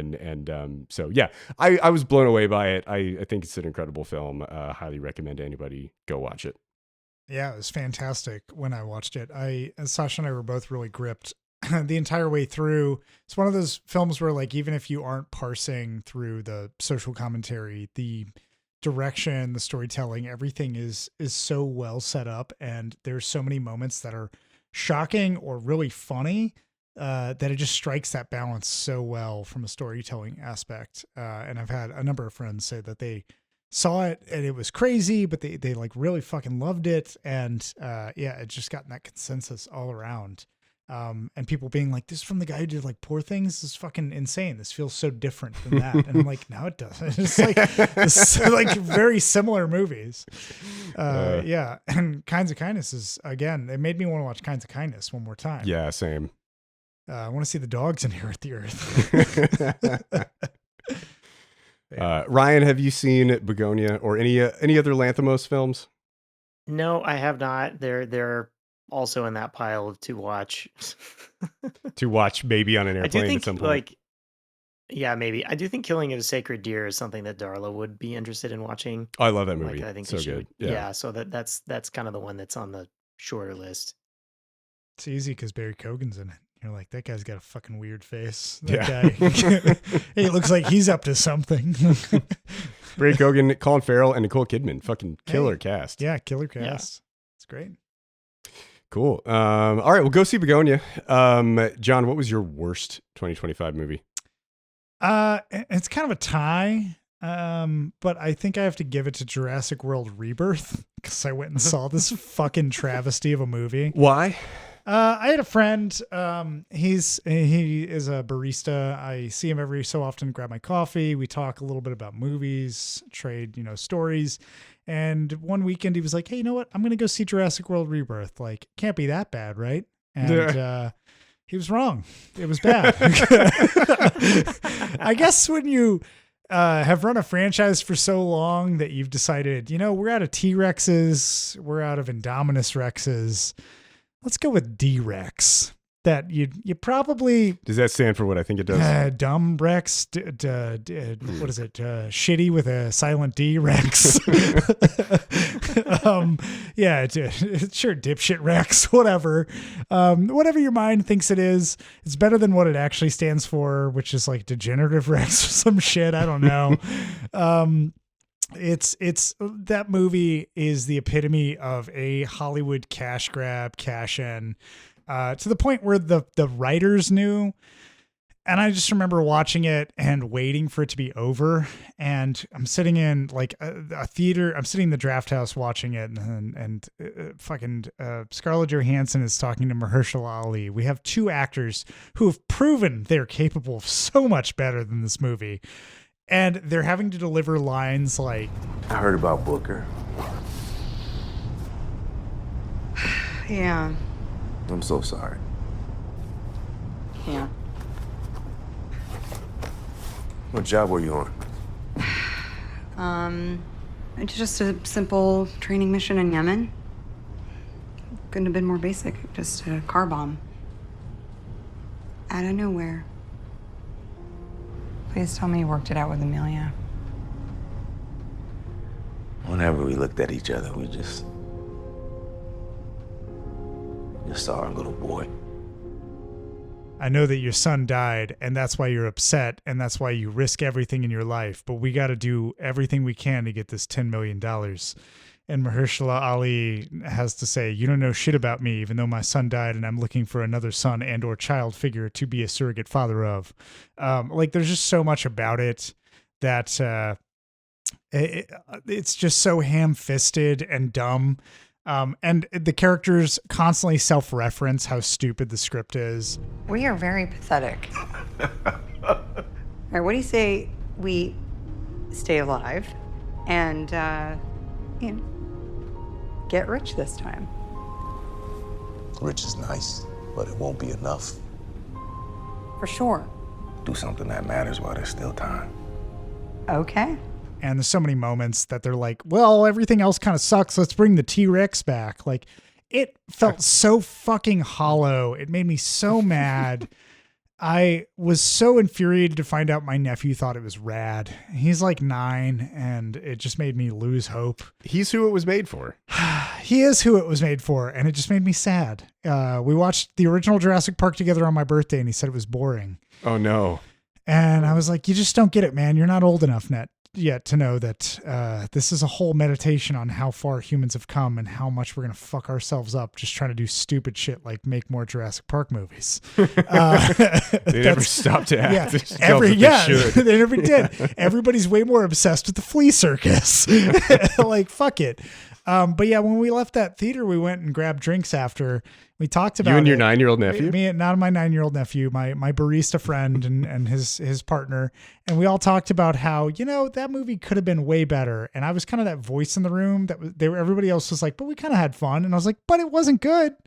But like but these things could have been better. Like, sure, or maybe they could have taken it in this direction, and it would have been really fucking stupid. Sure, that would have been great too.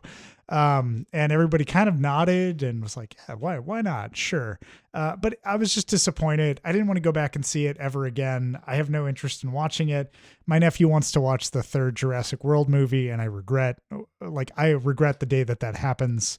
I already know I'm going to have to do that. How many Jurassic World movies are there now? There are 7 now, technically. Oh, no, wait. Jurassic World, there are 4. Because it's Jurassic World Fallen Kingdom, World Extinction, or whatever the fuck that last one's called, and then Rebirth. Rebirth. Here's my question. Have any of those been any good? There are those things that are in a franchise for that long that every single one of them is disappointing. Yes. And you wonder why it keeps trying.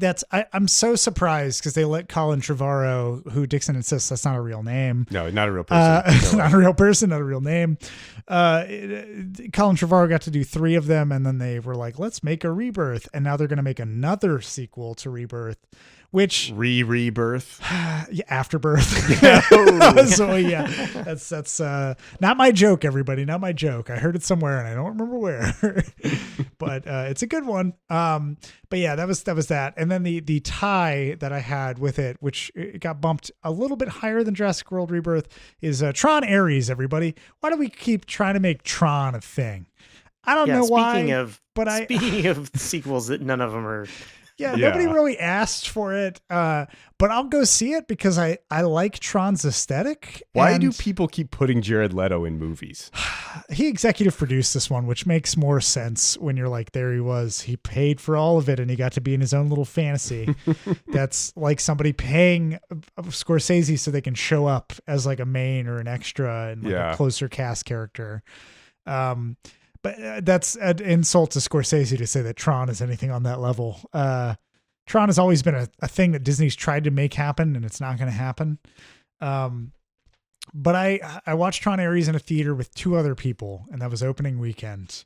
And I felt the vibe as the 2 other people talked throughout the entirety of Tron Ares, which I was annoyed by, but I wasn't going to stick up for this movie. Was the movie so bad that their conversation actually made it less painful?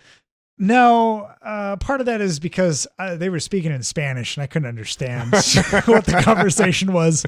But I projected onto it what I thought might have been happening, which was that they were talking about their day and how it's so good to just be in a theater in the dark in a movie you don't have to pay attention to and connect with each other, reconnect as humans. Sure. Why not? While you have Nine Inch Nails music blasting in the background, which is really the only way to do it. But I remember I went and saw it and I came out of that movie and I talked with Mark because Mark, my brother, his son, Jack, again, my nephew, wanted to go see Tron Ares. He saw the trailer for it during Jurassic World and he said, I want to see that. And then they went and saw it and he said, that could have used way more light cycles and cool shit and way less Jared Leto talking about being an AI that feels things. I'm so fucking tired of hearing AI talk about how they feel things. Oh my God. I don't care. Yeah. Jared Leto talks about Depeche Mode for like 5 minutes. And I was like, oh, we get it. You're from the 80s technically, or you want to go back there and you're setting up the original Tron in some weird way.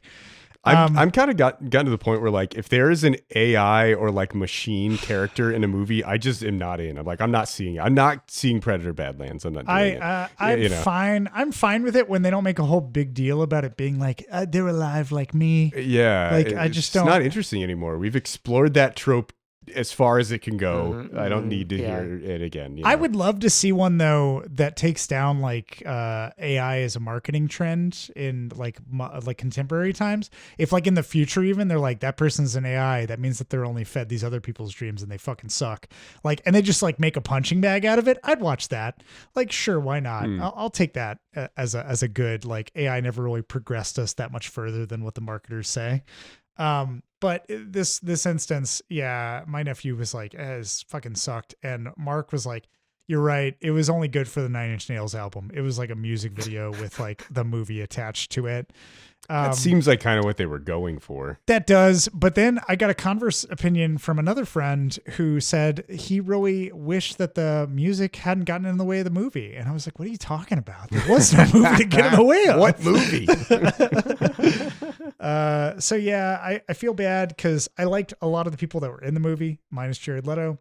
Even Hassan Minhaj shows up in it as like as a tech bro, which was funny to see Hassan Minhaj try to do. So I was like, okay, cool. He got to do that. That's fun. I liked him on The Daily Show back in the day. Yeah. He runs an interesting podcast now, but like, it was one of those things where I was like, okay, he's in it. Sure. I sat through that whole movie and thought it was fine.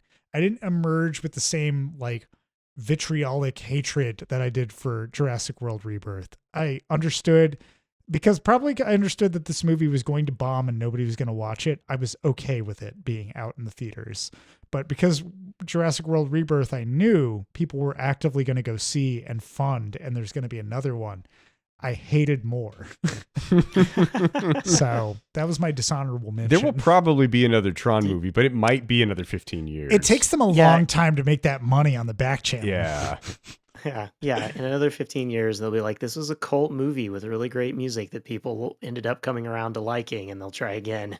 It just won't work. Let's get who are they going to get to be the next person? They got Daft Punk. They got 9 Inch Nails. What is it? I don't even know which other band they're going to try to go for. Will they get the Gorillas? Oh yeah, I guess they would get Gorillas to do it. Yeah. Yeah. That'd probably be something like that. I don't know. Black Panther already got Kendrick Lamar. It's not like Tron can try to do that. And then they didn't play any of his fucking music in the movie. I was so disappointed. They released it separately. Yeah. Jeez. Yeah. It's my dishonorable. Okay. Ryan, what was your worst movie of 2025? I watched, well, I guess I'll talk about animation just separately, but in the sort of vein of animation, my worst thing for 2025, and it's sad that I went and watched this in the theater, not of my decision, so it also falls in my category of shit my children made me watch. The Lilo and Stitch movie. And there really is like one core reason that is like, I still think about it every so often. But in the like, why in the world does this need to get made? I don't understand Disney's like obsession, other than it just keeps making them fucking bank. So I guess they're just gonna keep doing it. Sure. But it's a that's their motivation behind everything. That's the only thing that they know is just like, money. How do we just regurgitate old things and print money again? Yeah. They figured out how to put fucking Olaf on a stage, and now they have Frozen the musical. Yeah. the ones that they're actually having to reanimate most of it, like it's not really live action. It's like a reanimation, right? And How to Train Your Dragon came out. I didn't watch that one, but the same thing where I'm like, you're having to animate so much of this. It's weird, though. I guess modern movies have a shit ton of CGI, but the core thing that really bothered me, and I'm surprised it didn't bother people enough, was that the plot resolves with Lilo getting adopted away. She gets taken by the state away from the family, and that what the fuck is the resolution. They do kind of like make it the neighbor ends up adopting them, and they still have this like family is all these people or whatever. Okay, it is. I guess. But the part that really gets to me is I was trying to imagine somebody in like a decent part of the world watching this movie, because it ends up playing off the fact that they don't have the money to pay for healthcare, and that's why Lilo has to be taken away by the state. Wow. And I was like, this is the most American thing possible in this like current capitalist post sanity world that we live in, that like your child is, we ruined Lilo and Stitch and we took your child away from you because healthcare is so expensive. That sounds terrible. I have not seen the first Lilo and Stitch, so I don't know how that's different from the first movie. It's way better than that Elvis Hawaiian shit you watched. I mean, I'm sure it is. Yeah. The first Lilo and Stitch, I think, is actually decent. It's one of those surprising Disney movies where it doesn't exactly feel like a Disney movie. Like, it feels like it's kind of trying to do something different, which is refreshing. The end of it is that they stay together as a family, which is the whole fucking point of the movie, is about like family and staying together and fighting for that, and families like who you want it to be, kind of thing. Yeah, you love so it, Dixon. Really, you love the Fast and the Furious. Yeah. Yeah. It's that. Yeah, pretty much Fast and Furious. It's a guy who looks like Dom. But yeah, so imagine at the end of Fast and Furious. Yeah.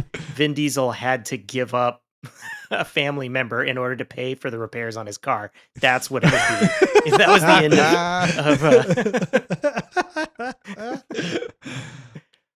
I thought you were going to say if Paul Walker had actually arrested Vin Diesel at the end of the movie. That too. That would be the change in the remake. Instead of like racing him and letting him go. Yeah. Let your man go, huh? Oh, God.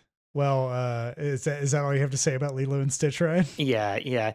Honestly, it's like it's the weird thing of like the casting was fine. Some of the decisions they made with some of the characters were fine, but this like core piece is so rotten. Yeah. And bizarre of a choice. Because it's also strange to me. Just be lazy. Just make the same fucking movie. Did it matter? Right? Why does it matter? Just make the same thing. Why is there any change to it? Yeah. Well, which is what the Moana movie looks like. Yes, so we'll that is true. Well, in the immortal words of Paul Walker, I said, forget about it, cuh. Go ahead, Dixon. All right, my bottom 10 for 2025. 10, Ballerina, a John Wick movie. 9, On Swift Horses. 8, Gunslingers. 7, Mission: Impossible - The Final Reckoning. 6, Vermiglio. 5, The Carpenter's Son. 4, Die My Love. 3, The Phoenician Scheme. 2, Happy Gilmore 2. And worse than Happy Gilmore 2, it brings me no pleasure to say this, it's Spike Lee's highest to lowest. Oh, yeah, I forgot I watched highest to lowest this year. It's so terrible. This is a remake of High and Low, the Kurosawa film, and Spike Lee loves that movie and decided he wanted to remake it in modern America with Denzel Washington playing an aloof record producer. And it's just so fucking awful. I can't even begin to explain. Spike Lee is an incredible talent. Do the Right Thing is one of the great movies of our time. Malcolm X is incredible. I'm very disappointed to have to report this, but it's really, really bad. Spike Lee over the past decade or so has put out generally not great stuff, but there's bright spots in it. Black Klansman has some good things going for it. Da 5 Bloods have some good things in it. I didn't love either of those movies, but they're doing some things well. Highest to Lowest is nothing well, literally nothing. Denzel Washington is horrible in it. I've never seen anywhere close to this bad of a performance from Denzel Washington. The whole thing feels like a made for TV movie, meant to air at 11 a.m. on a Tuesday on the USA Network or something. The score is done by Antonio Badalamenti. Oh. Adam! Wait, did he really do the score for this? No, he didn't. Oh, okay. He's dead. I thought so. It's what? That's why I wanted to just do that pun. It's one of the worst scores I've ever heard. Some of the worst writing I've ever seen, the worst acting. It's just so bad. I'm not a huge Kurosawa fan, but High and Low is very good, and this is just an absolute joke. I can't even believe that he tried to remake that movie and remade it into this pile of garbage. There's just no redeemable qualities. It is excruciating to sit through. I hated it. Highest to lowest, worst movie of 2025. I'm sorry. Lowest to lower. Lowest to, yeah. I hate that I have to name a Spike Lee movie as the worst movie of the year, but it is what it is. I agree. I remember you telling me that you were very disappointed in it. And I sat down and I folded my arms and I said, all right, let's see what Dixon's mad about. And then as I watched it, I was like, oh no. Yeah. And I texted you about it and you were like, yeah, that's exactly what I was talking about. And I remember at one point there's a really cheesy fucking line midway through where his son says something about him having for the best years, you sure have the baddest heart or some shit. David King. My father, the man with the best ears in the business. But the coldest heart. That level of scripted, awful dialogue where it just felt like really forced drama. And I would the cast seemed pretty solid. And then watching it, I was just like, how did any of this happen? I remember really being excited seeing the trailers for it. Yeah. But watching the whole movie, I just couldn't wait for it to fucking end. And there's one scene towards the end in a studio room that I thought was approaching something I would really enjoy. And but it was too late. There's nothing that could bring it back from everything else I had seen. And I was very sad. I was very disappointed. Yeah. I kept wanting to give it the benefit of the doubt. And even after I watched it, I was like, that was bad. But I gave it a 1.5 on Letterboxd out of 5. And I was like, man, I really wish that was better. But the more I kept thinking about it, I was like, no, I'm just giving this too much forgiveness because it's Spike Lee. I'm wishing that it were better than it is. This is a 0.5-star movie. It's really bad. Rough. It's rough. Yeah, it's sad. I hope that we get something else good from Spike Lee before he leaves this, shuffles off this mortal coil. But man, I don't. It just seems like he's kind of squeezed out all the talent that he has at this point. Yeah, it's like an interesting choice to try to remake something versus like going and doing your own thing that you want to do. Like it doesn't sound like there was really anything he was trying to say here. He was just there's a bit that he's trying to say, but it's kind of like that same Spike Lee level of examination on like black culture and like sort of this like us against them, like predatory corporate America, what it does to you, like being so distant from what the soul of like in this movie in particular, I guess, because Denzel is supposed to be a huge corporate exec who's a music person, and he's talking about selling out his company. There's a bit of like, he initially is like, I don't want to sell out my company. We're about the soul of it. But then when his son is kidnapped, he decides, maybe I will sell for that. And then when he finds out it's his friend, like who's been a longtime family member's son, he's suddenly like, I don't care about selling the company. I want to renege on that. And there's this like, hey, who's your loyalty to? Who did you grow up with? Like it has that roots exploration that I think Spike Lee's films have had, but it does it in such a ham-fisted way that it comes off hollow for me. And how it was like, it doesn't even like, there's not even really a big family dynamic I picked up on that felt believable to have this be a huge meditation on that cultural or community standpoint. Yeah, it almost feels like it's trying to redeem Denzel Washington's character from being like a rich prick and like reconnecting with his roots and getting back to the music man and not getting like so caught up in all the business stuff. But it's just very predictable and dumb, and like none of that feels earned or. And the highest to lowest motif is explored in a way that like Denzel was the highest of the high. He's at the top of like a tower penthouse suite, and the lowest of the low is supposed to be somebody who's kidnapped his son, who is doing he's trying to hold him for ransom, and how like fucked up that is. But I think that the highest to lowest should have been this descent, where we've shown that at one point he was the highest. He like believed in his community. He did all this stuff, but that he's become the lowest should have been the exploration. The fact that Denzel himself is now a villain, is now somebody who's not reputable anymore, who's despicable, who betrays his friends.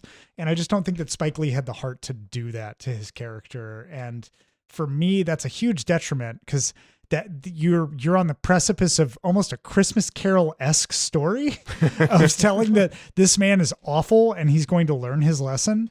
But instead it kind of like peters out towards the end, and it vilifies people who are willing to break the law and do this other thing to like try to survive in their own way and get their own music through. And they have this whole conversation about that with the person who's kidnapped his son, wants to be like a musician and has tried to get his sound out there, but nobody will listen to him. And like, it's this whole negotiation between them and how there's a rule and a system in place. It just, for me, did not click at all. Like I felt very deflated by the end of this movie. Yeah.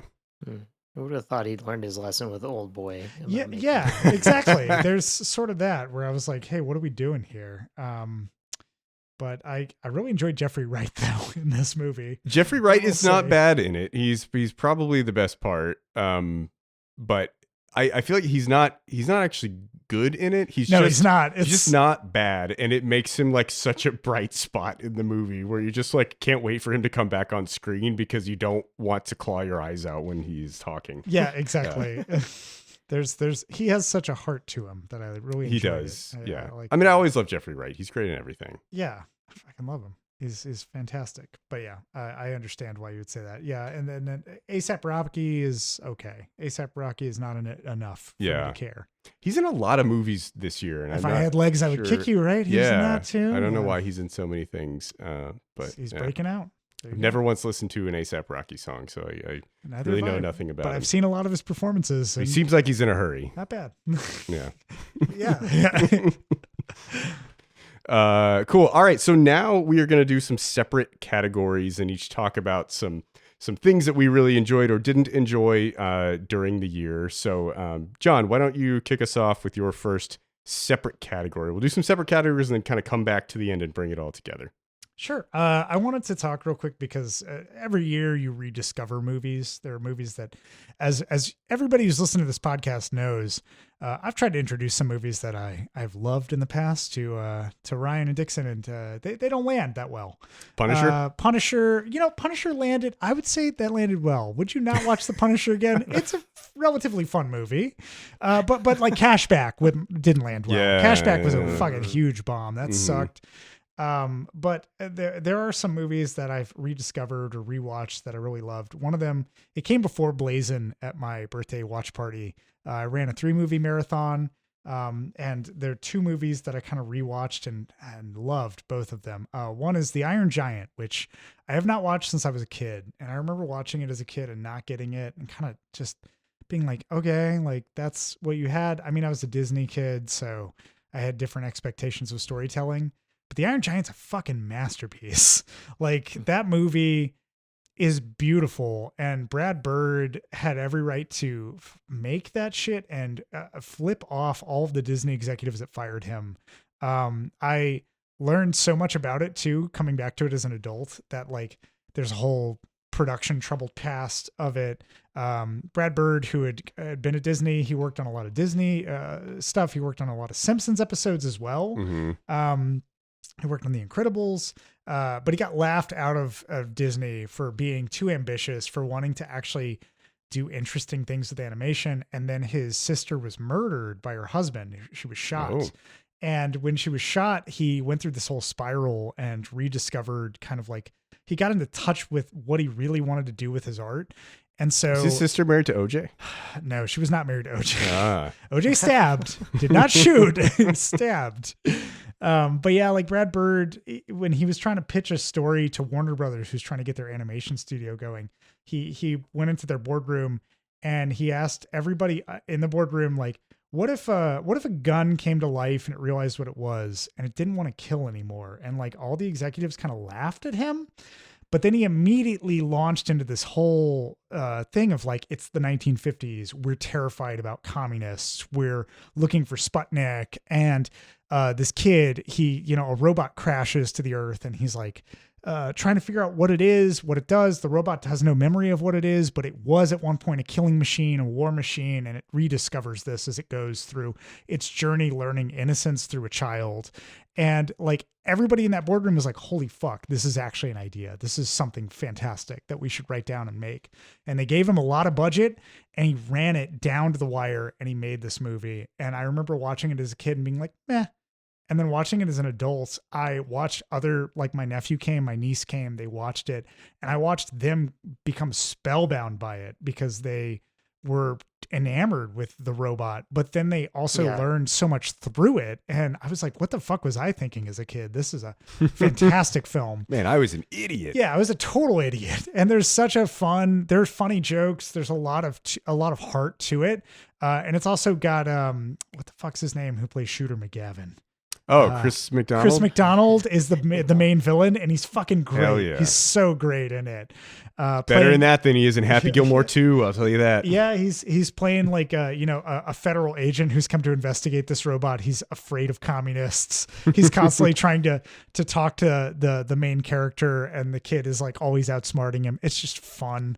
But it is a heartfelt journey, and I fucking loved it when I rediscovered and rewatched it and found out that it's more than just an inclusion in Steven Spielberg's Ready Player One. I was like, oh man, this was done a huge disservice by that film. Yeah. Including the Iron Giant in anything without actually having the backing of what it is just disrespectful. I fucking loved it, and I would recommend it, and that's my other rediscovered. But there's one more, and that's just one I want to note. It's Kurt Russell's Breakdown from 1997. That's the other movie that I rediscovered. I rewatched, and it's part of a genre I haven't really tapped into, which is yuppie fear. Like, I don't know how else to describe it other than terrorizing yuppies. Kurt Russell plays like a a yuppie who's moving from Boston all the way across America with his wife. Their car breaks down at a gas station. His wife hitches a ride with a trucker and she disappears. And then he gets a call ransoming her for money. And it quickly devolves into this very tight knit, action packed thriller where Kurt Russell has to try to find his wife, has to try to get her back. And I fucking loved it. It was a fantastic movie from start to finish.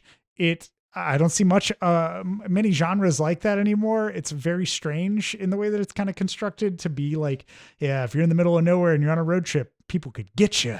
But outside of that weird premise that drives it, well constructed, tightly written script, great character work, and Kurt Russell's just fantastic in it.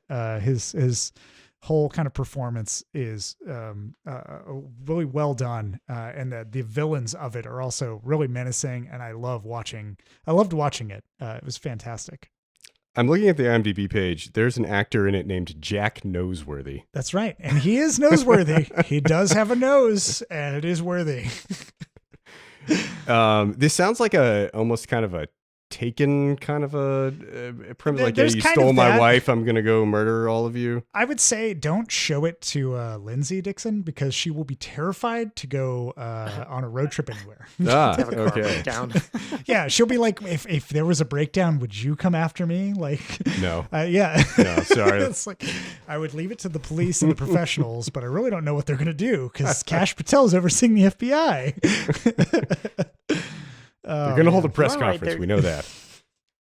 There is kind of a time period there where there were just sort of like straightforward action. I think this was like because of renting movies. Yeah. Right. I bet this was something that was like a great rent at Blockbuster. Yeah. I remember watching it. Straightforward, fun action movie. I remember watching it as a kid. Somehow I got to watch this as a kid with my dad. I got to watch this and Air Force One with my dad. I don't remember much beyond Harrison Ford kicking a dude off a plane and Kurt Russell breaking into somebody's house with a shotgun. Oh. But those are impactful memories. So I assume these are good. And watching Breakdown, I was like, holy shit, this is great. I got to go watch Air Force One. But I'm pretty sure I'm going to be disappointed. Clearly this shaped who you are and made you into the Punisher lover that you became as an adult. But I will not yield to watching The Fugitive, as our previous podcast guest, Lane, has tried to pressure on both of us, Dixon. Yeah, not doing it. Cool. Yeah, I haven't ever seen The Iron Giant. I don't know how I missed that one when I was a kid, but it sounds like it's worth revisiting.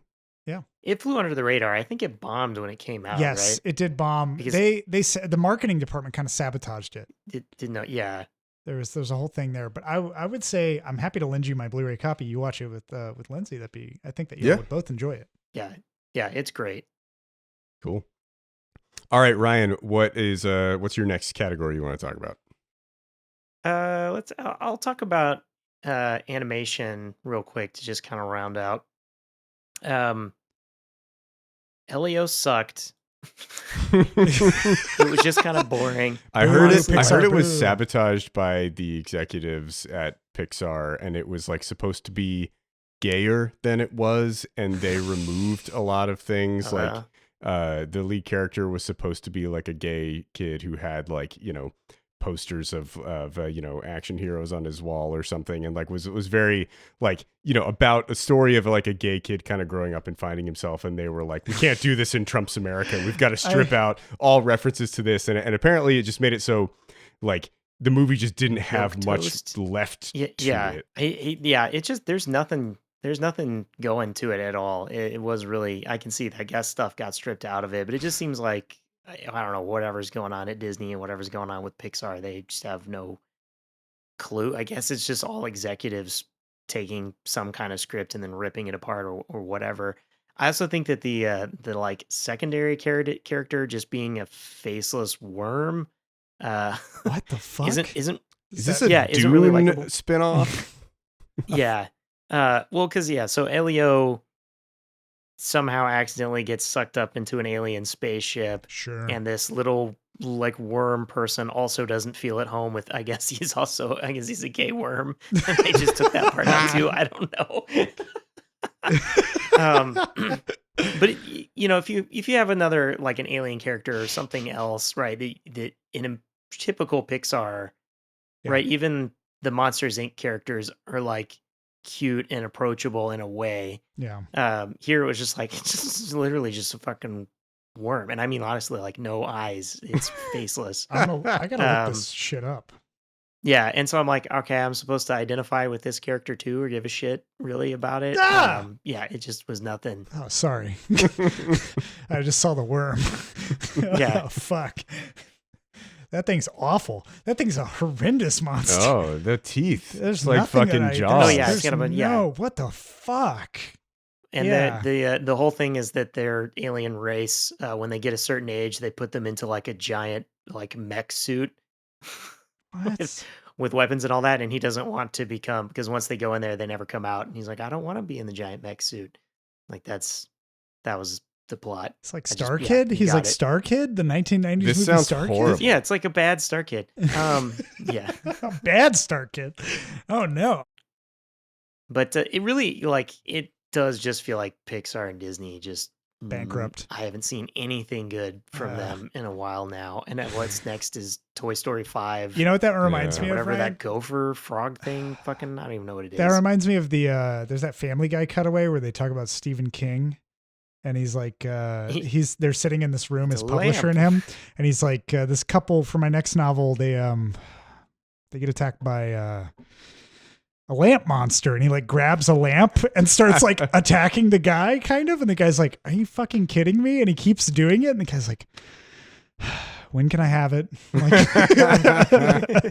that's got to be what Here's your Pixar's up to. $1 million advance. That's exactly. Yeah, exactly. That's what they just give the checks. Sure. Fuck it. Maybe we'll strike gold again. Who knows? Yeah, Oh, that's it disappointing. really at this point, it's just like, so many other animation studios are making so much better. Sony's stuff. doing fucking laps around When they Disney. release things. When they release things, yes. When they release things, they Yeah. do. It's fucking wild. Interesting. Any other animation projects you wanted to talk about? I have not watched Zootopia 2. I haven't don't know. either. I probably will. There's an anime movie, Colors Within, I missed out on. So those are kind of like animation I hadn't watched for this year. Did you watch All You Need Honestly, Is Kill? That's that is a that new one? technically Is that a 2025 or is that 2026? I don't know. 2026? It like just came out. For released in so no, I American haven't watched that theaters, yet. it was 2025 technically. But I am interested in seeing that. I will catch up with that one. Honestly, like the best thing was K-pop Demon Hunters. Oh no. I did watch K-pop Demon Hunters, and I did like it. I enjoyed it. Yeah, It was fine. like it's fun. Its plot is so fucking straightforward. Catchy Like, music. that's fine. Pretty solid animation. But the music is so good. Yeah. Like the characters are good. The animation, again, that's where I'm like Chef's Kiss. Fantastic. yeah, absolutely. Like that's where something innovative is happening now, right? Is in this outside of Disney. And in particular, I think this is like, I think Sony has like cemented themselves in pushing animation like that. The last few like big animated films I've been really into have been Sony animation. I think the most hilarious thing about K-pop Demon Hunters is Sony thought it wasn't going to be any good. And so they just sold it all to Netflix and they got fucking nothing for all of this craze. And Netflix is just raking it in. Amazing. For it. But yeah, so again, using I would the rather animation Sony that make that money than Netflix. Honestly. Yeah. Well, especially this, it's for Sony Animation to make to get it back would be really big. But I think building on like what they were doing with Spider-Verse, what they did with Mitchell's and versus the Machines, and now like K-pop Demon Hunters, like Spider Noir really found. Oh, you're excited for Yeah, that, Dixon. yeah, Spider Along with Noir. the John Madden movie. Yeah. Hell yeah, I am. They've really found a new thing to do with the medium, right? That's really pushing it. There's some really interesting animation things in K-pop Demon Hunters, and I think that's what probably put it over to the edge for me. Is beyond the like, kids are enjoying it and having a good time in the music. From a watching animation, the way they animated like mouths, their faces, the movement, they did some interesting things with like the number of frames for certain characters that kind of gave them like that otherworldly feel. Yep. Which is the same, like they've been doing that interesting stuff in the Spider-Verse, right? yeah. Where they've been doing different stuff, different animation styles for different characters.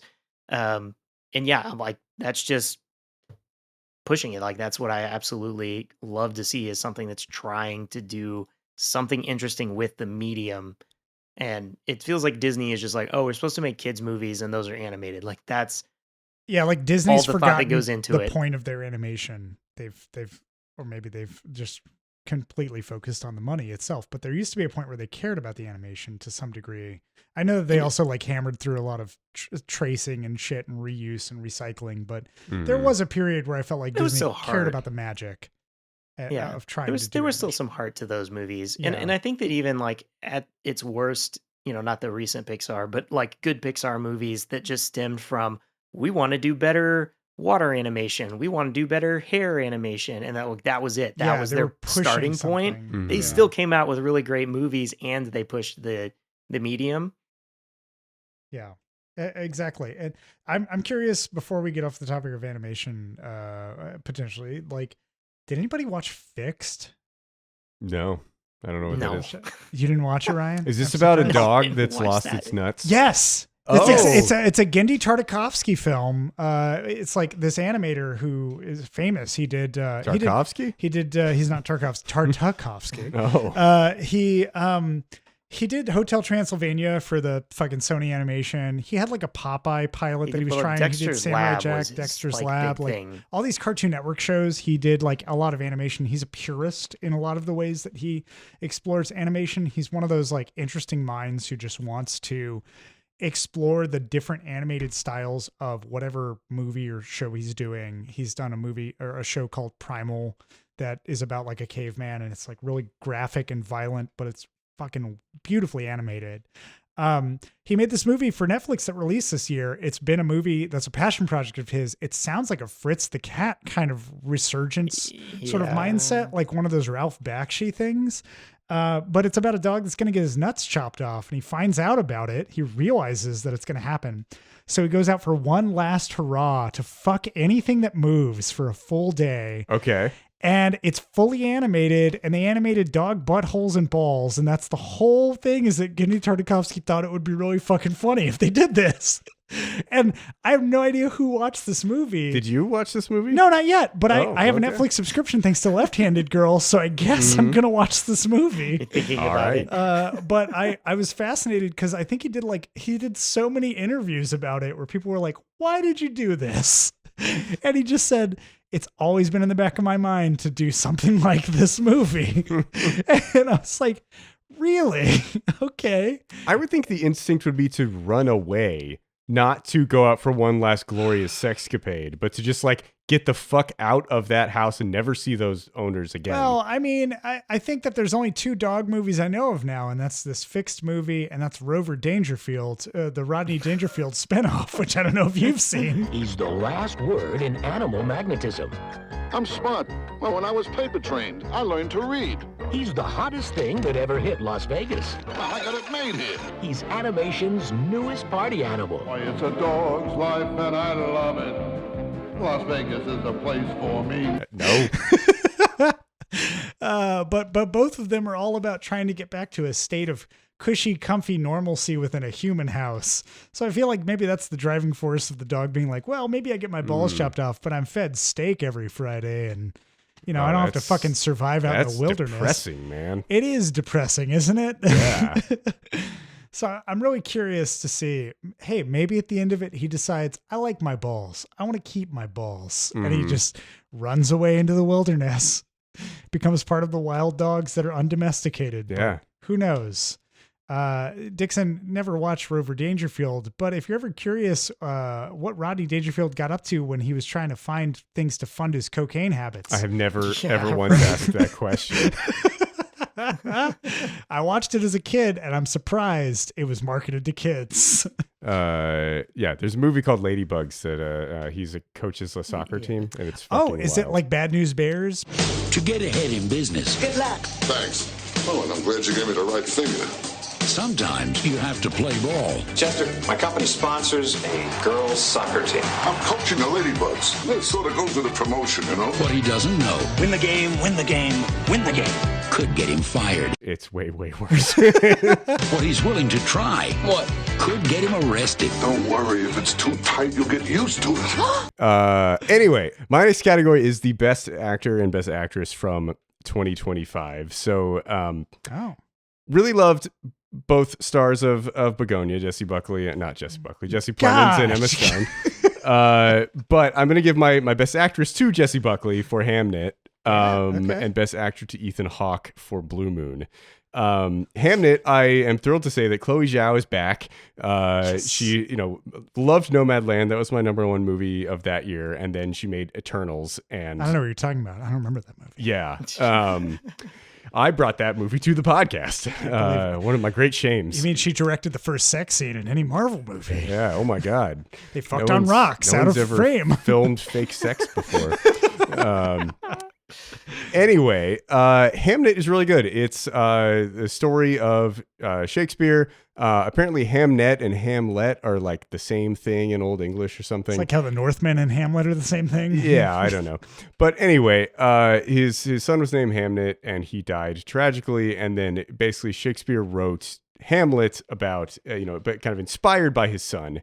And Jessie Buckley plays Shakespeare's wife and the mother of Hamnet. And it's really more about her than it is about Shakespeare. But it's a really interesting film in that it kind of dives into how you work through tragedy via art. And so like Shakespeare works through it by writing the play and putting it on. And then kind of the climactic scene in the film is Jessie Buckley watching the play. And she's having this incredible experience seeing the play and working through her own trauma as she sees this art that reminds her of her son and kind of allows her to wrestle with what she's gone through. I think it's a really interesting movie to just kind of like analyze art's role in, humanity and how we use art to help kind of purge these feelings and help us to understand our lives better. So really good movie. I liked it a lot. Jessie Buckley is incredible in it. Best actors, Ethan Hawke and Blue Moon. Richard Linklater made 2 films this year, Nouvelle Vague about the French New Wave and Blue Moon. Blue Moon is much better. I would highly recommend people check that out. It's a movie that it's like a real time kind of a movie. It's not a one take movie, but it almost feels like it. The camera's moving around a lot and it does cut, but it feels like it's happening in real time. Ethan Hawke plays Lorenz Hart, who is the former creative partner of Richard Rodgers. And then they kind of break up when Richard Rodgers wants to make Oklahoma and he teams up with Oscar Hammerstein. And then they become like the most successful musical theater duo of all time from there. The movie takes place on the night of Oklahoma's premiere. And Lorenz Hart leaves the play early because he thinks it's terrible and goes down to the bar. And he clearly has spent 20% of his life in this bar, knows everybody there. He's a functioning alcoholic and he views himself as above Rodgers and Hammerstein. Like he is a better artist than them. And he was asked to do Oklahoma with Richard Rodgers and turned him down because he thought it was beneath him. And it's too earnest and too Americana for him to be doing, and he wanted to do more like biting satire and something that he thought was smarter and more challenging. But it's basically this kind of charismatic smart asshole that is like everybody around him is kind of like pulled in by him but also knows that he's full of shit. And it's a really interesting dynamic where you have that feeling as the audience member and you can tell every single other person in that bar is feeling this exact same way about him. And like a lot of the characters in the movie like Lorenz Hart, but they also kind of understand that he's full of shit and that he's only, he's good for like an amusing conversation for 10 minutes and then you don't really want to talk to him anymore. And Ethan Hawke is incredible in it. Like it's a fantastic role. It's very different than anything I've ever seen him do. And it's like you're really drawn into him and you spend every scene of the movie with his character. And somehow he's off-putting, but you still want to spend time with him because he's interesting. And I think it's just very impressive that he was able to pull that off. Apparently he and Linklater have been wanting to make this movie for years, but they didn't think Hawke was old enough for the role yet. And so they finally made it. It was put up by Sony Pictures Classics and it got like no distribution. I think AFS was the only theater in Austin to show it, and Richard Linklater owns that theater. So they had to show it. But I watched it last night at cramming for this, and I could have rented it through Apple for $15 or bought it for $20, and I rented it for $15, and I should have bought it because it's very good, and I probably will watch it again. But I really enjoyed it. It's kind of a hangout movie. You're kind of dealing, sitting with Lorenz Hart as he is like, kind of shitting on Oklahoma, but also like very jealous of its success and having to deal with like everybody coming out after the play is over and like learning about all the positive reviews, and everybody's congratulating Richard Rodgers, and he's like, trying to get back in and work with him again, but Richard Rodgers wants to go a more earnest, heartfelt route, and he has no interest in doing that. And it's kind of like he keeps talking about how he hates hearing, people keep complimenting him, and he's like, I hate eulogies, especially hearing my own. Like, stop telling me how good I was. Like, I'm still doing this. And, tragically, Lorenz Hart died like 6 months later of pneumonia because he was drunk off his ass and like passed out on the curb in the rain, and then like just died of a cold basically. But I thought it was an incredible movie, and something like doesn't sound that interesting on its face, but is just fascinating to watch. He's very smart, but he's also very juvenile. Like he keeps talking about this 20-year-old that he's fallen head over heels for, and now it's the first true love he's ever felt, and like nobody else could possibly understand what he feels for this woman, played by Margaret Qualley, who like thinks he's interesting, but has does not want to be with him at all, and it's very obvious that that's the case. So. Wow. I thought it was a fascinating film, a really interesting character, and just a great performance. So. Yeah, it's a fascinating thing to watch artists be jealous of other artists and be petty about other artists when they themselves continue to preach the human soul and the importance of expression and processing.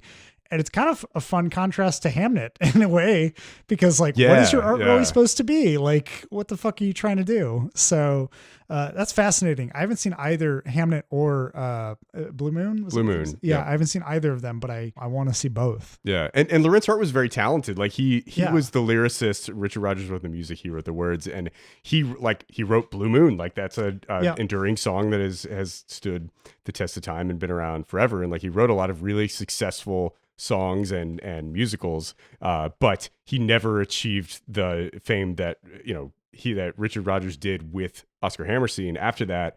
And he viewed Hammerstein as a hack. He's like, oh, he just writes this like, this very earnest, like shitty, like not complicated rhyming schemes. They're just like very easy to follow. He's like, he makes fun of specific lines in Oklahoma. He's like, you can't say the corn is as tall as an elephant's eye. That's the stupidest thing I've ever heard. There are no elephants in fucking Oklahoma. Like, they keep saying like, really, it's called Oklahoma, exclamation point. Yeah. If an exclamation point is in the title, stay away. Like you don't need to watch that show. So like he's smart, and he has a lot of very good points about art and how like the cheesy mainstream stuff is too easy, and he views that as like not challenging enough. He wants to move beyond that. But in the same way, he's saying that to Richard Rodgers, and he's like, I fucking love Oklahoma. I think it's the best thing I've ever done. You're insulting like me as an artist by saying that. He wants to, it's that weird thing where it's like, I'm not jealous of you. I might be envious of the acclaim that you have, but I'm not jealous of you.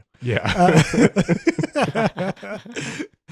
That's wild. And they thought that Ethan Hawke wasn't old enough for the role until now. Is he old enough now? Does he feel old? He's enough? perfect in the role. He's great. Yeah, it's one of the best things he's ever done. I think like he's been in some absolutely incredible movies. I think anytime he and Linklater work together, he's put together incredible things. But the movie is his performance. Like it's very well shot and it's very well edited. And there's other performances that are very good. Bobby Cannavale plays the bartender that's like heard his spiel a million times and like gives him the opportunity to give it again. And he's like, well, all right, I guess I gotta keep doing this because they'll keep tipping me. But I've heard this story 1,000 times now. Yeah. But it's all, everything is good in it, but the movie is Ethan Hawke's performance, and he's just fucking nails it, knocks it out of the park. Nice. Well, John, do you have any other categories for us? Yeah, I have so my other category, I only have one remaining like rogue category, and that's best shared viewing. So I'm starting to think more communally when I watch movies. I want to recommend a film that is genuinely fun with people, genuinely fun to watch. When you're with people, it might be miserable when you're alone though. So you need a crowd to go for it. And obviously I talked about Blazin'. Blazin's a fun time if you're watching it with multiple people, but this is much more of like a sentimental call out. And you already said it earlier in this podcast, Dixon, but I enjoyed watching Craven with you and the boys. We had enough whiskey for it. We made enough jokes during it. Mm-hmm. I thought that made it. That's the right context. With you, having more people with you to watch that movie made it fun. And I definitely enjoyed seeing that unfold. And I would have hated it if I had to watch it alone. Sorry, for Ryan. Sure. No, actually, I watched that with Logan, and that was actually part of the reason that I watched it was I now have someone who can appreciate watching sort of shitty, hopefully shitty things. Very nice. And we get some time together on weekends now and then and watch something together. We actually watched Spinal Tap the day before. Oh man, the incident? Oh shit. Before he passed away. That's wild. Before Rob Reiner passed away. But we watched Craven for that exact reason. I'm like, hey, we get free time. You want to watch something? Oh, dude, I heard Craven sucks. Yeah. Dude, you got to see this movie. It sucks. Love to see you instilling that appreciation for the steaming pile of shit into your son. It's just so good. It's so good. Yeah, that was Craven was the best shared viewing. And then one other that was kind of an honorable mention there is I hosted my one and only programming feature this year for Hyperreal down at their Micro Cinema. And that was for Daryl, which I think I've talked about on this podcast. And it was a very slim turnout. There wasn't many people there. Like we have about 65 seats and I think we had 8 people show up. So pretty weak in its own way. I'm not saying that I was disappointed by it. I love that anybody came out. But what I was really moved by is one person came that was during South by Southwest week. That person was in town from Hong Kong and they came to my show to see cool. Daryl. And they said they loved that movie and they were happy I was showing it. And I was fucking delighted. So that's another one that I recommend watching with friends. It's a great time, but I was really moved and touched that of all the theaters in town, we're not a theater, we're a screening room. There's a legal difference, everybody. Of all the places in town, pay royalties. Yes. Of all the places in town that that person could have spent their time in South by Southwest, they came to watch my movie that I wanted to show. So I was very moved by that. So yeah, that was my only other category. Best shared viewings. Craven with the boys and Daryl with a person who's a diehard fan. Fantastic time. Nice.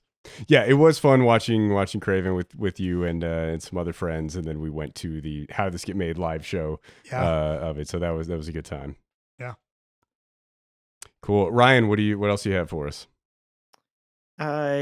Just a light mention on superhero movies, since I haven't brought those up, and we know Dixon, you don't watch any. You're pretty good to like skip everything. Again, it does feel like they're creeping back in a little bit. We had some successes this year. I did see Superman in the theater. I enjoyed it. I guess that makes me woke. I don't care. I heard it's about Palestine. There's some inferences you can make, but there are lots of movies that are about Palestine. Sure. Yeah. Palestine, Texas. Well, yeah. Any movie about colonial forces that are persecuting the natives ultimately ends up being yeah. Even though that's like what they're always about. And you loved Fantastic Four, right, Ryan? Right. Fantastic Four was like fine. Oh, yeah, good. It was Ryan's laundry is done. Here you go, Ryan. Here's your laundry bag, not full of money. Was it better or worse than the Arrested Development musical? Fantastic Four, Fantastic Two, Fantastic Three, Fantastic Four. It's in line. It's definitely not in line. That's the last thing it could be. Yeah, no, I actually don't think you can really make Fantastic Four. Like every version of it has been bad. Absolutely terrible. And so maybe this is the first one where I'm like, yeah, this is fine. This is pretty serviceable. Like they did it a little more character study stuff, but still not enough. Why did they do a CG baby? Why? I just don't Yeah, know. that did make me laugh. That put me. They're doing that more and more in things. They just don't want to pay the baby actor? They don't Yes, want to put just fucking even in shit in like their commercials, there'll be a CG baby and they'll just, 529C, like, they lose it. fucking greedy bastards. Child labor laws. You know, you got to be really careful around those things. No, you don't. Not in Trump's America. Child labor's back, baby. Yeah, it's on the table again. Ironheart is fucking so bad. The fuck is Ironheart? Ironheart was a series on Disney Plus of I don't remember which movie. I think it was in the like Wakanda Forever or something. There was a girl that was stealing vibranium and she was Oh. making her own Iron Man suit. And so they Oh. have a show with her where she just is like a criminal. Like it was one of those where you think the hero's going to come back and be redeemed, right? Like Spider-Man lets the guy go and then kills his uncle and learns his lesson or whatever, right? To never But let it anyone just, go like- again. Yeah, at the end of the movie, at the end of the show, I was still like, she's kind of still just a terrible person. Like it was really weird decision. And then that rolls around to saying that the best thing was Thunderbolts. Oh, yeah. The not Asterisk or Avengers. whatever it's actually titled. Yeah. I think just in like it was a fun selection of characters, sort of these secondary characters that maybe kind of earned a little bit more time. And you just have like David Harbour's fun. Florence Pugh's an amazing actress. Yep. I know Dixon's like, oh my God, it's still like the only things I'm watching Florence Pugh in her superhero movie. You've seen Midsommar. I saw Midsommar. You've seen Florence Pugh act. Yeah. Yeah, no, she's amazing. And I You think saw that, Oppenheimer and those shitty scenes with Florence Pugh. A couple of it with her. Yeah. I think she's having fun, like being this character, and I think that's interesting. It got into like it got into a little bit of like a mental health like conversation that was also interesting. So it was one of those things where it's like this was reminded me more of some of the earlier Marvel stuff where it's like we're going in, we're having fun with these characters, we're exploring it, and the stakes don't have to be stupid high. We don't have to pull in 1,000 people, and it's not tying into all these other things deeply, and so that it was just more like light fun. So if somebody's out there like, I don't know, I don't watch any superhero stuff, but I miss the old stuff, Thunderbolts is actually in that vein. Nice. That was the best superhero movie Dixon didn't watch. Didn't watch. I didn't watch Thunderbolts, but I was curious by it, and I was also not opposed to supporting it because the actors in it. I feel like it's a one for them kind of thing where they could all go do better movies, and they got paid to do this anyway. So it's like, all right, if it keeps them like doing whatever they're doing, fuck it, fine. But I didn't go see it in theaters. I didn't see any superhero movies this year because God. I don't hate myself. My next category is the most batshit Nicolas Cage performance of 2025. Oh, goody. Which I'm shocked that I haven't done this category before. Really surprised. Yeah. But this is the first year that I've done this category. That movie is Gunslingers. It is a Western set in the early 1900s. I think it's around 1910. The lead character is played by Stephen Dorff, and the movie opens on Stephen Dorff being robbed by a bunch of masked bandits, and he kills one of them. And apparently the guy he killed is a Rockefeller. I don't know why a Rockefeller would be robbing Stephen Dorff. We don't know really who he is or if he's rich or what the deal is here and why this situation has come to be. But he's killed a Rockefeller and he's got to be on the run. So we cut forward to several years later, and he's in Kentucky, and he has stumbled across, as he has been on the run, and people have been trying to kill him because there's a huge bounty out on his head. He stumbled across a little town in Kentucky that is composed almost exclusively of wanted criminals who have faked their own deaths and created this insular community to protect each other.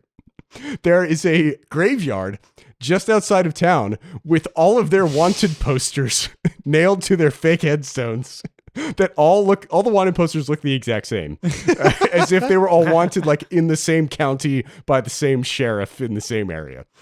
This movie's really stupid. One of the residents of this town is played by Nicolas Cage. I don't think we ever actually learn his name. He is a former outlaw who has found Jesus. And he, in every single scene, inside, outside, day, night, he wears cross-shaped sunglasses. Sick. The lenses are shaped like crosses. And he has sworn off violence. He refuses to shoot a gun. There's lots of violence in this movie, and he refuses to take part in it.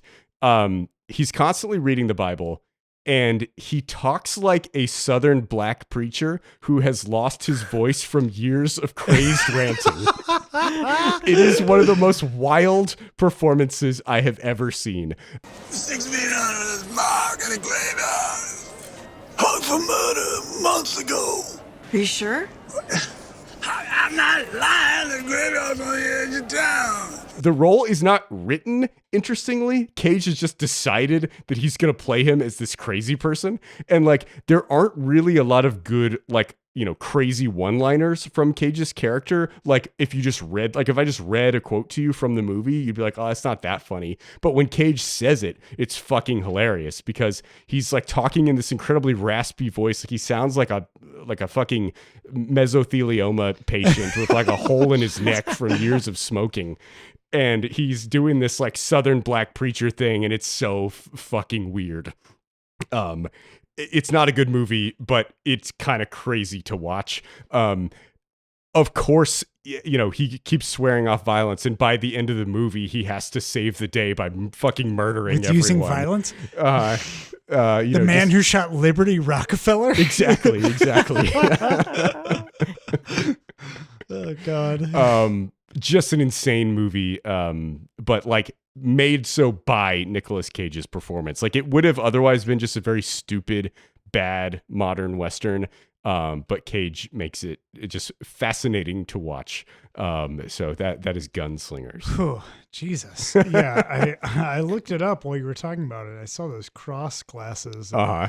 A slew of 4 out of 10 stars on IMDb. Nice. Yeah. John, you would enjoy it. Like, it would be a fun Schlocktober movie. Sure. But like, I had fun with it, but it's bad. I think I gave it 1.5 stars and a like on Letterboxd. Happy to add that to my list of movies that I should watch. That's always a great time. So that is the most batshit Nick Cage performance of 2025. Ryan, what else do you have for us? Yeah, I'll hit on anime from this year, just because it seems like some of our audience is into that. Spy X Family had another season that was good. Apothecary Diaries, another season that was really great. The new stuff I watched that was really good. Gachiakuta. Try my best on that. Gachiakuta. That's kind of like the new shonen. It was pretty fun. It's good. It's not like the most amazing shonen. It's not going to make any like crazy breakthroughs, but it was good. The two sort of interesting things I want to throw out there: Apocalypse Hotel. And you guys just said you didn't want to watch anything with a robot or an AI or whatever. It does have an interesting premise in that, like, some disease has caused humans to leave the planet forever. And there's a hotel that was entirely run by robots and androids. And the head of the hotel is like, hey, I'll be back. You guys are in charge now. Keep it going. And then 100 years passes to the first episode of the anime, where they're all still like remaking the bed every day, serving food, all of this, and there's been no one in the hotel for 100 years. You pass butter. Yeah. And then the plot starts to go from there, where aliens start visiting the planet, and the aliens are going to the hotel, and they're having to like deal with that. And pretty much every episode, another like 100 years passes. Huh. And it creates this sort of like dark humor, and also some contemplation of like, what is your responsibility? What is service? What does that mean? So kind of just a fun, different thing. The other one to mention. Yeah. It's kind of cool. And it's also like, as weird as it's also chill. It's like both contemplative, chill, and dark. Like, it's all of those. Takopi's Original Sin is only 6 episodes, and it's a fucking trip. That's one I would be interested if you guys actually watched it. The core premise is this like really cute, like it would be kind of like a Pikachu or Doraemon type character. It's actually a lot like Doraemon. He's an alien from the Happy Planet, where their job is to go out and like spread happiness in the universe. And so it's set up democracy. They're spreading democracy throughout the universe. Yeah, spreading democracy. He's like randomly falls to the planet, and the first person he bumps into, he's like, I'm going to get them to be happy and smile. Well, he bumps into like the most fucked up corner of the world. And so it's this like juxtaposition of those two things, where he's trying to get a character to be happy and her life just absolutely sucks. And then as we learn more about the other people around her that he also tries to help, their lives also absolutely suck. This is like also trigger warning the anime, like suicide, abuse, violence, like it's all there. And yeah, I don't know how I feel after watching it. It's all like an uncomfortable watch as well as stuff goes on, but it's interesting to have it through this like absolutely innocent, like he's constantly like, okay, we can make this okay now. Like we'll just use this other happy tool that will do this. It's like a and Meeseeks. They aren't interested in getting happy. It's like a Meeseeks crank to trying to help people do a thing.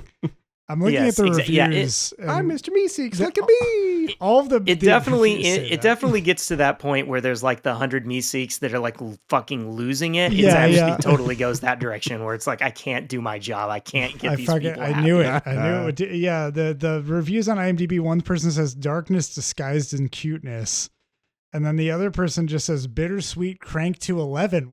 Okay, I'm down. I'm adding it to my list. It's like 6 episodes. It's a little trippy because like the first tool or the tool he uses a couple times allows him to like go back in time a little bit. So he tries to like undo some mistakes, but he keeps making everything worse. Cool. Dixon? Yeah, so my last category here is holy shit, they actually released this movie. That goes to Rust. You may remember Rust as the movie where Alec Baldwin shot and killed the cinematographer in 2021. That movie went through lots of lawsuits and then resumed production in 2023 and then came out this year in theaters and same day online. It had a $7 million budget. It made $25,000 in the movie theater. This movie... So it doesn't even cover the legal fees. No, not even close. The cinematographer who was killed is Helena Hutchins. This was, I believe, her second feature film. Alec Baldwin shot her with a gun, with a live ammo right in the chest, and she died. And I'm pretty sure they have that scene in the movie. Like, you know, like they were rehearsing when he did that, but like there's a scene where he pulls a pistol out of his holster and like whips it past the camera. And I'm like, they fucking did that again after they like he like murdered somebody. They're like, well, we didn't get the shot, so like we have to actually film this now. Holy fuck. Oh my God. Just I can't believe that this movie actually ended up getting made and released. So I did a lot of research into what happened with this and all the legal stuff. And essentially, there are 3 parties who were prosecuted here. You have the armorer on set, who apparently was the daughter of some famous Hollywood armorer who like had done a bunch of movies really well. And she was kind of just coasting off name recognition and had a lot of people complain about her on other films. Then you have the first assistant director who picked up the gun from the armorer's table and handed it to Alec Baldwin. Yeah. And then Baldwin who shot it right into the cinematographer's chest. Baldwin claims that he did not pull the trigger and it just fired. The FBI did an investigation and said it's not possible for that type of gun to fire unless the trigger is pulled. The armorer was found guilty and sentenced to 18 months in prison for manslaughter. The first assistant director was also found guilty. I forget what the charges were on him. He went to prison for 6 months. Alec Baldwin's charges were dropped with prejudice because the prosecution withheld evidence from the defense. The evidence was some bullets that were supposed to be evidence in the trial that they did not disclose to the defense. I would argue that that is not really relevant to whether Alec Baldwin committed manslaughter because he shot a gun and someone died, which is like by definition manslaughter. So it's kind of crazy to me that Alec Baldwin just got off scot-free, and it really proves that like if you're rich enough, you just don't have to do, abide by any legal rules in this country. But the movie is it pains me to say the movie is actually not terrible. But the reason that it's not terrible is because of the cinematography. I am not familiar with Helena Hutchins' work before this, but it's beautifully shot. And it's, it's hard to know scene to scene what she shot and what her replacement shot, but it feels very cohesive in the style. And so I would assume that the person who replaced her was trying to replicate what she was doing with the previous footage that she had shot. But it's a Western. It has beautiful landscapes. The lighting is impeccable. It looks like there's a lot of like natural lighting shots. If there is artificial lighting, it's done very well and it seemed very natural. It's one of the most beautifully shot films that I saw this year. The rest of the movie is dog shit, and there's really nothing else that has any merit in it. The movie is about two kids who are parentless, so they're orphans, but they have this farm, and the older kid is probably like 13 or 14. He's taking care of his younger brother, and they go into town to the store, and a kid steals his little brother's candy cane, and he beats the shit out of him. And the kid he beats the shit out of has a dad who's there, who's very angry, and decides to come to his house and threaten him, and he kills the guy with a shotgun. Then he is arrested and going to be on trial for murder and going to be sentenced to hang. Alec Baldwin's character is named Harland Rust, and he comes in and rescues the kid. Turns out he is the kid's grandfather and tries to get him safely to Mexico to evade prosecution and the hangman's noose. There are a couple quotes in this movie that kind of blew my mind thinking about the context of them. The kid and Alec Baldwin have trouble getting along, and the kid at one point tells him, "You're a murderer," and Alec Baldwin says, "Well, that's something we have in common." Later in the movie, the kid asks him, "You ever seen a man hang?" And Alec Baldwin says, "Once or twice. It's not something a man should dwell on." Okay, like, Jesus. I don't think you thought about this at all, did you, Alec Baldwin? Yeah. I doubt he shed a single tear for Helena Hutchins and really thought much at all about his guilt in any of this. Alec Baldwin is the least convincing cowboy that I've ever seen. They try to write this into the script by saying that he was born and raised in Chicago, and that's why he talks like a city slicker. But the dialogue that he says is like Western cowboy dialogue. Like he says like ain't and has like bad grammar and stuff, but he just says it in like a northeastern accent. Like it doesn't make any sense. It was difficult to watch Alec Baldwin in this movie, and I have no idea how he's a free man just walking around in society. But Helena Hutchins' work is really great. And her family, her mother and sister specifically, have come out and encouraged people to watch the movie because they want Helena to be remembered for her work and for her impeccable eye that she had. And it is absolutely beautifully shot, and that is by far the best thing about the movie. I would say it's probably the only good thing about the movie, but it is so good that it elevated it to me to like 3 out of 5 on Letterboxd. So it's it's worth watching to see Helena Hutchins' artistry and talent. But it's just very sad, to watch the movie and think about all of the stuff that happened and how our justice system is incapable of punishing anyone with fame and or money. So, I can't fucking believe that Rust came out this year. That's pretty wild. And I feel bad because at this point, my cynical brain just thought, well, they could have made way more money on Rust if they had just not released it and instead released a true crime movie on Netflix. God, the making of Rust. They should have done the making of Rust, and they should have hired somebody to be Alec Baldwin and somebody to be the armor and do the whole exploitation route. Hey, John here in the editing booth. I just wanted to say real quick, it's pretty clear from this that none of us knew this was the thing.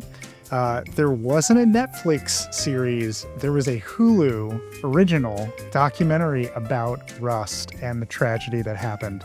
Let me play you a little clip from the trailer, and it's exactly what you think it would be.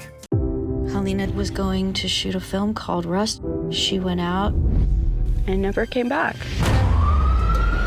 911, what's your emergency? We got 2 people shot on a movie set accidentally. The actor on set, Alec Baldwin. Were you in the room when the lady went? I was with the gun, yeah.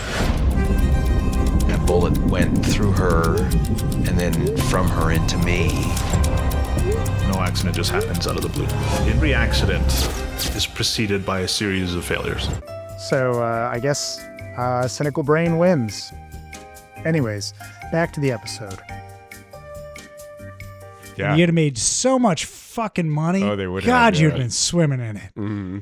Oh, it would have been fucking with them just like tax boundless. write off things that they've completed. I know. Yeah. Like, why not that just too. tax write? Like, just all right, production closes. It's a loss. We're writing it off. Was somebody let's really we're like, done. this is my vision, I want this to be on screen? Was it I don't worth it, know. Dixon? Baldwin got a story by credit with the director who wrote and directed it, who also got shot, by the way. The bullet went through Helena Hutchins' chest and hit the director in the shoulder.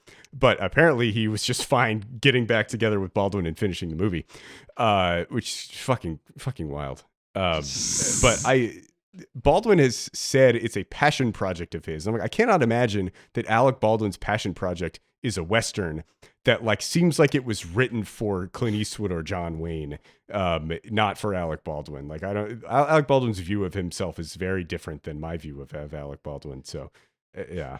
All right, John, what's your last category here for us? Okay, I know I thought that I didn't have another category, but hearing you talk about this, I realized that I have a piggyback on a, my God, we're still fucking doing this. Ah, yeah. And that is the Now You See Me, Now You Don't, which I haven't seen it and I don't want to, but I have an open question for the class.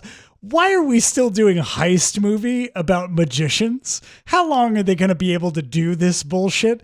Can't up close magic only take you so far? I have no idea.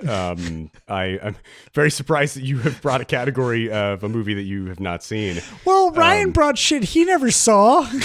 I saw the first Now You See Me, and I remember when Now You See Me 2 came out, and I was like, why didn't they call it Now You See Me, Now You Don't? And then they made a third one and they called it Now You See Me, Now You Don't. Yeah, exactly. And I continue to be astounded that they've made any of these because it's like, hey, what if it was a heist movie? But what if everybody was that douche that decided to pick up magic?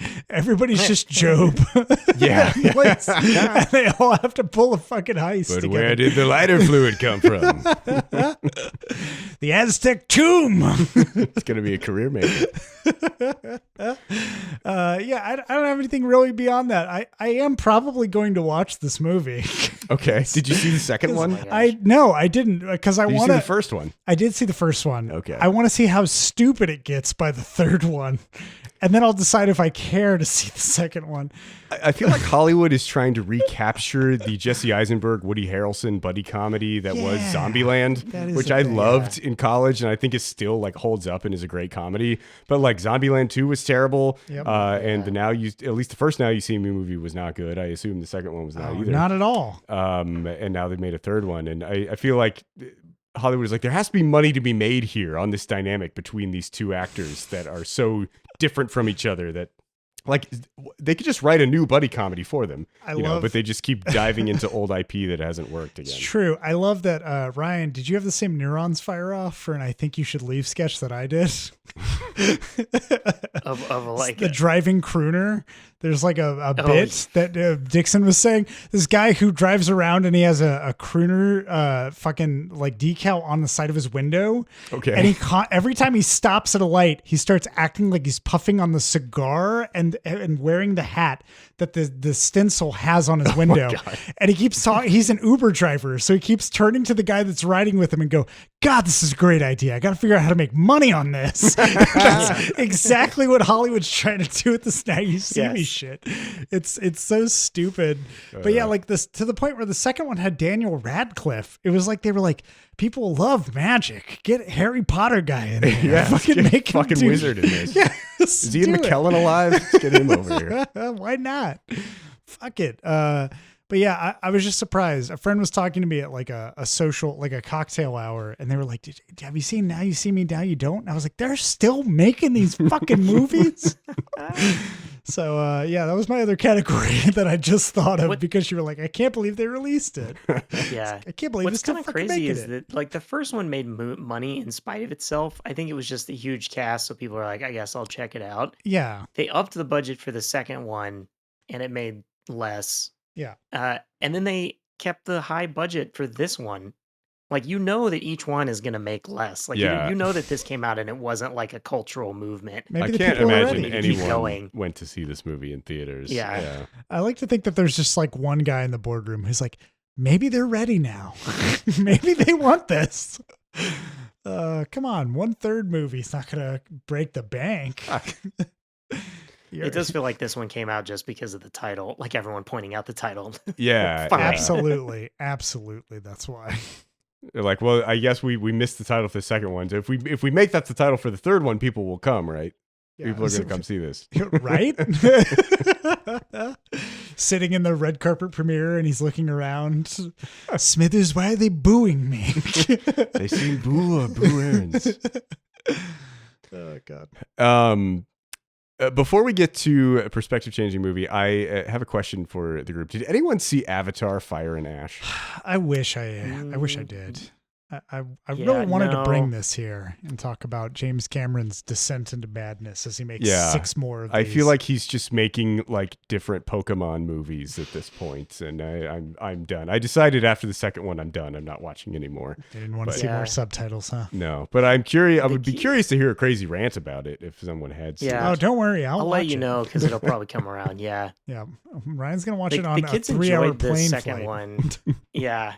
Another 3-hour flight. The kids enjoyed the second one. They were talking about going and seeing this one, but they were like, we forgot fucking everything that happened. And I was don't like, really? imagine that matters. Yeah, I How do was you like, forget? their tree burnt down and they went to a different tree.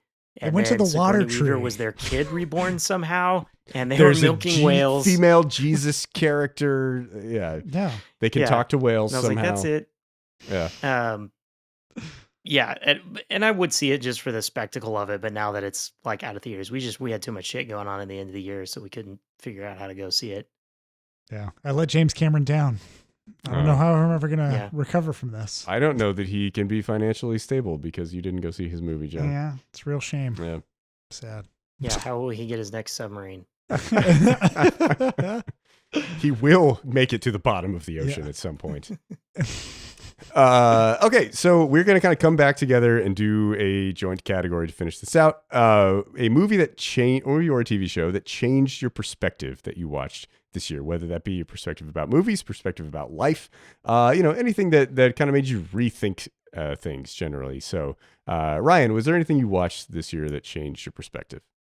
Yeah, not mentioned in my animated or mentioned in my anime, but I'm gonna bring it up now.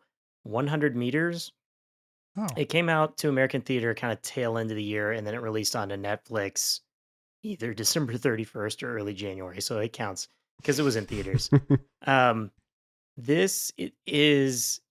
It follows a few characters, mainly 2, who are growing up together, who race the 100-meter race, and kind of just it's so contemplative. Like this is a sports anime that isn't about the like all the tropes that you would expect of we got to get to the big race and we got to get this done, or there's these 2 rivals, what's going to happen. It is much more about each of them like coming to terms with their limits and their motivations and just the like obsession of this short period of time and this 10-second under 10-second run, and how much it means to them.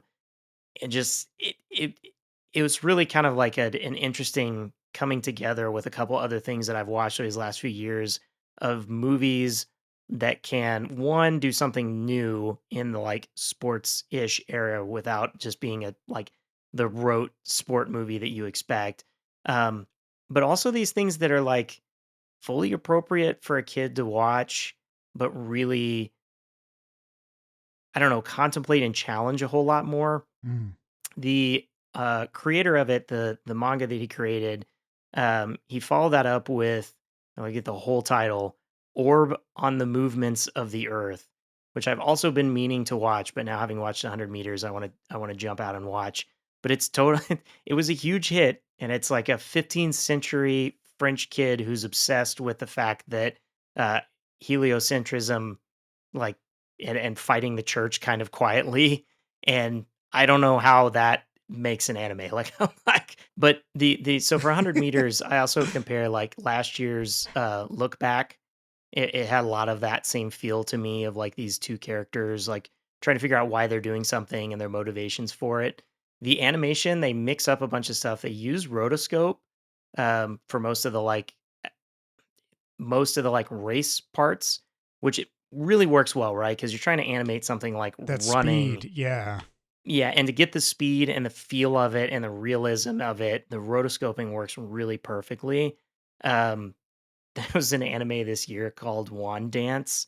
That was like a really good manga about a kid who's wanting to learn breakdancing. They used mocap and then put it on the 3D animation, and it's so fucking weird. Yeah. Like their hair clips, it's all the stuff you would expect, like their hair and arm clip through themselves every once in a while while they're dancing. Yeah, it just doesn't look And natural. There's not like a real. yeah, it doesn't, yeah, at all. But I was like, rotoscoping is a way to go. Like, it's a style, we know it works. Like, that's what Disney used, right? In the early Disney days, they were using like rotoscoping to set up their animation. Um, it also reminded me of the Summit of the Gods, which I talked about previously on the podcasts, about the guy working on climbing Mount Everest. The Yeah. same thing, where these are like sports related, but it's so much more about the challenge. Why are you doing this? There's a lot of like moments. I ran track and field in high school and long distance running, and there was a lot where I was like, yes, that's exactly what it's like. Like the way things were set up, the way they talked about them, like really kind of nailed that same feeling of just brought up a lot of those like old feelings of that, and also just like motivation for me, now.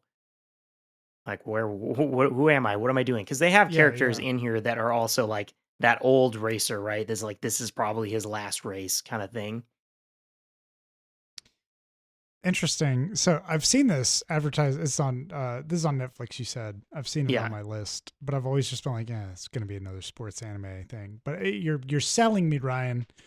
I probably should watch this. Does it is it like so I'm trying to kind of wrap my head around how was the story kind of told in this? Is this like a flashing forward or back? Is this just like straightforward? Yeah, we kind of jump in time. So we start in like primary school, elementary school.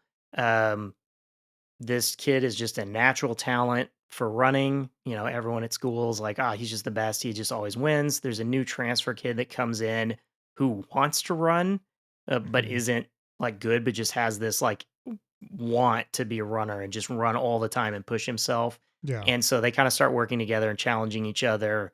And eventually it seems like maybe they're at the same, like they're almost getting to the same skill level. And then we jump ahead. The kid is transferred away, so they haven't been together for this time. We jump ahead to high school. Our initial character has almost kind of given up on running, like wondering why they should keep going, and then they join the track club.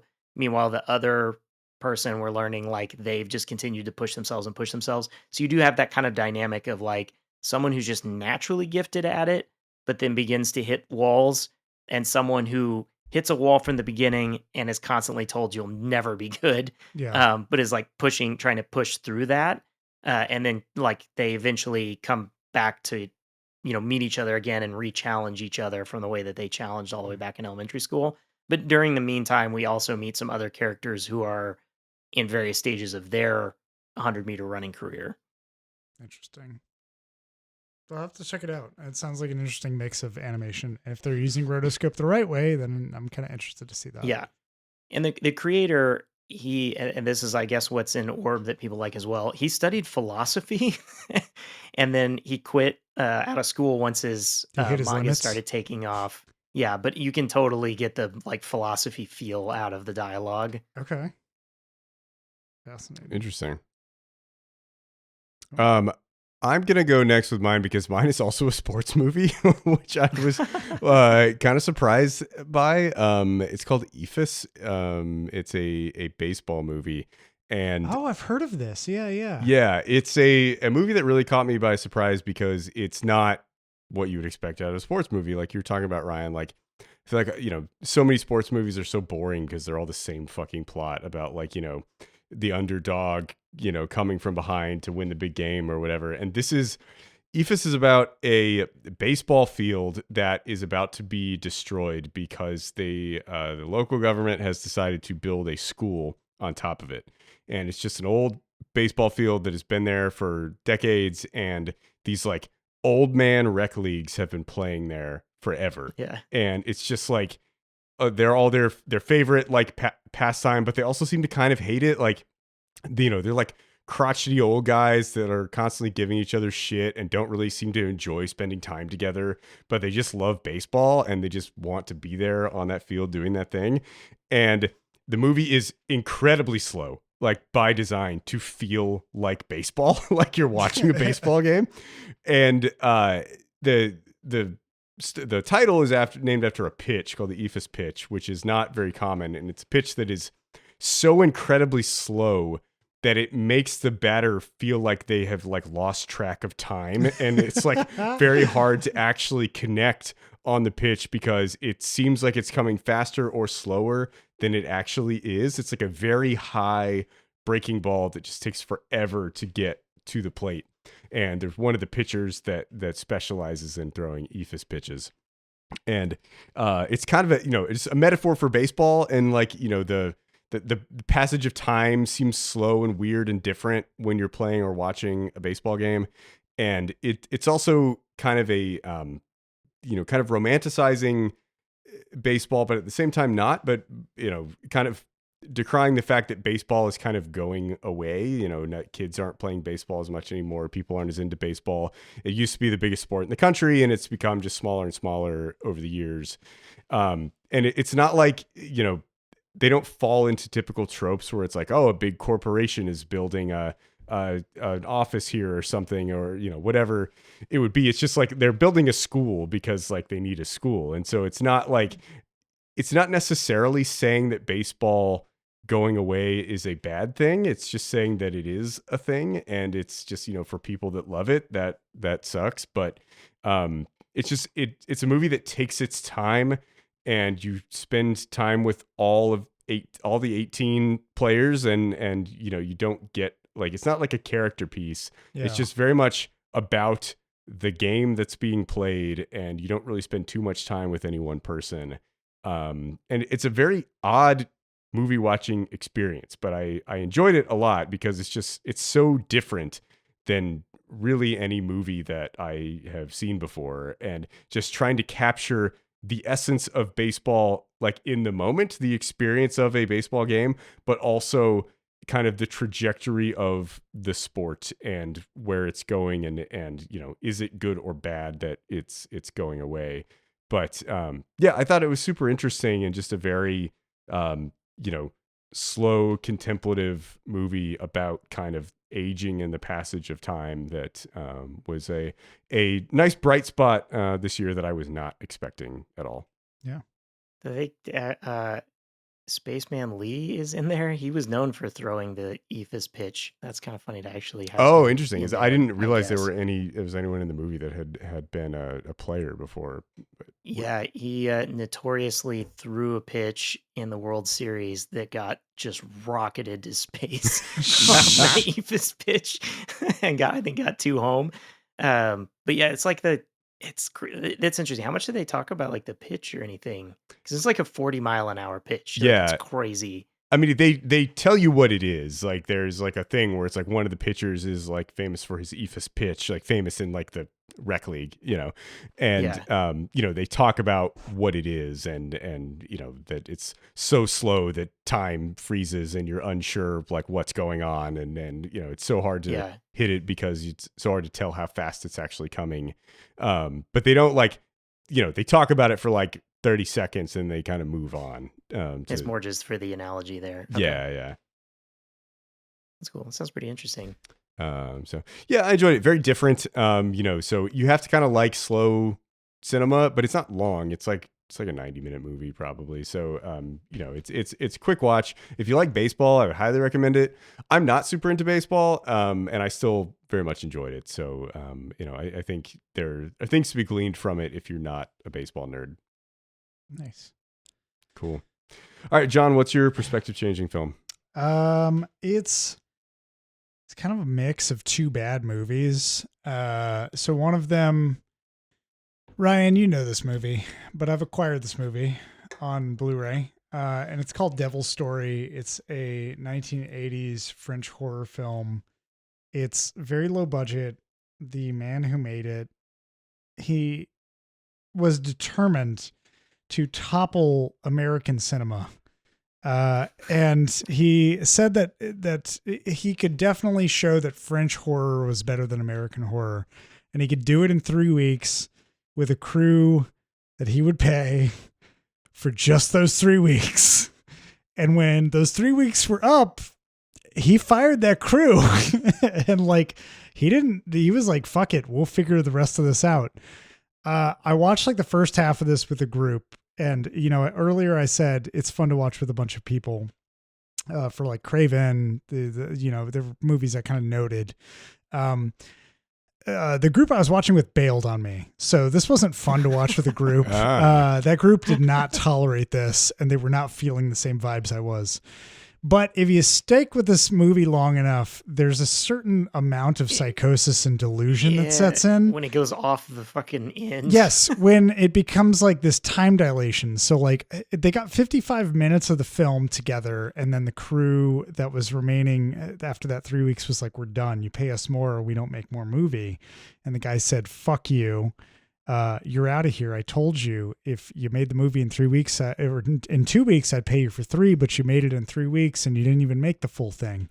And then he went into the woods with his friend and tried to film the rest of it. So it's this insane clawing of they promised a distributor a feature length film and they just claw their way towards it in the most insane way possible by using editing. How long is this movie? It's an hour and 20 minutes. It Okay. really just tries to get to that point and then it just dies right on the doorstep of where it was trying to go. But when I watched it, I just started laughing. I just didn't know what was going on past a certain point and I just couldn't hold it anymore. My mind melted.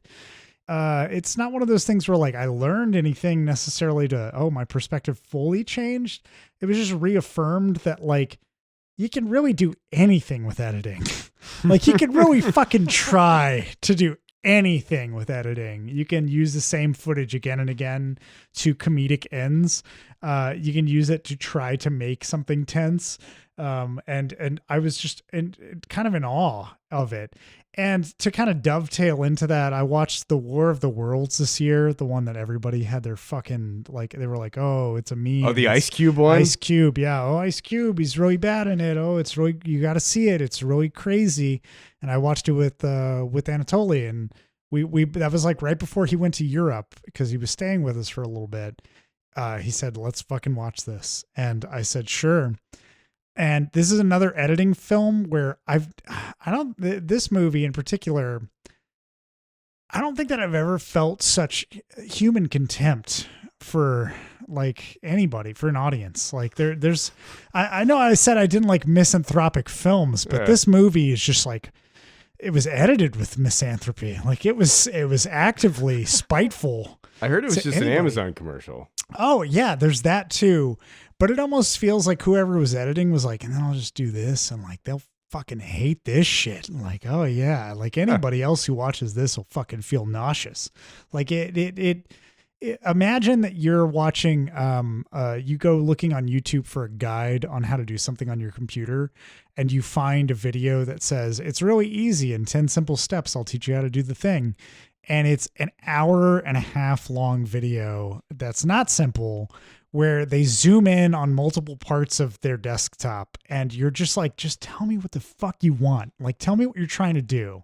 That's what War of the Worlds is. It zooms in on like Microsoft Teams calls. It zooms in on random Windows notifications. It zooms out and zooms back in on things that it wants to emphasize.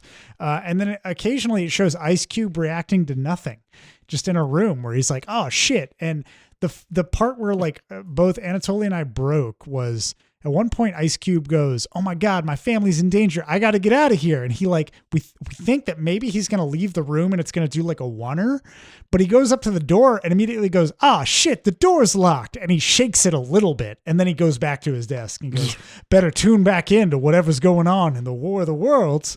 Like that's essentially what happens. But like we just lost our shit because that was just so mind-meltingly stupid and offensive to us as an audience that I couldn't believe it. So both Devil's Story and War of the Worlds, they come from completely different places. War of the Worlds, I think, is funded by a producer who believes that these like on desktop only kind of movies can exist. And Devil's Story came from a man who was ambitious enough to take on American cinema and try to like topple horror with his first outing, almost is what it seems like. Did he topple American cinema? How did that go?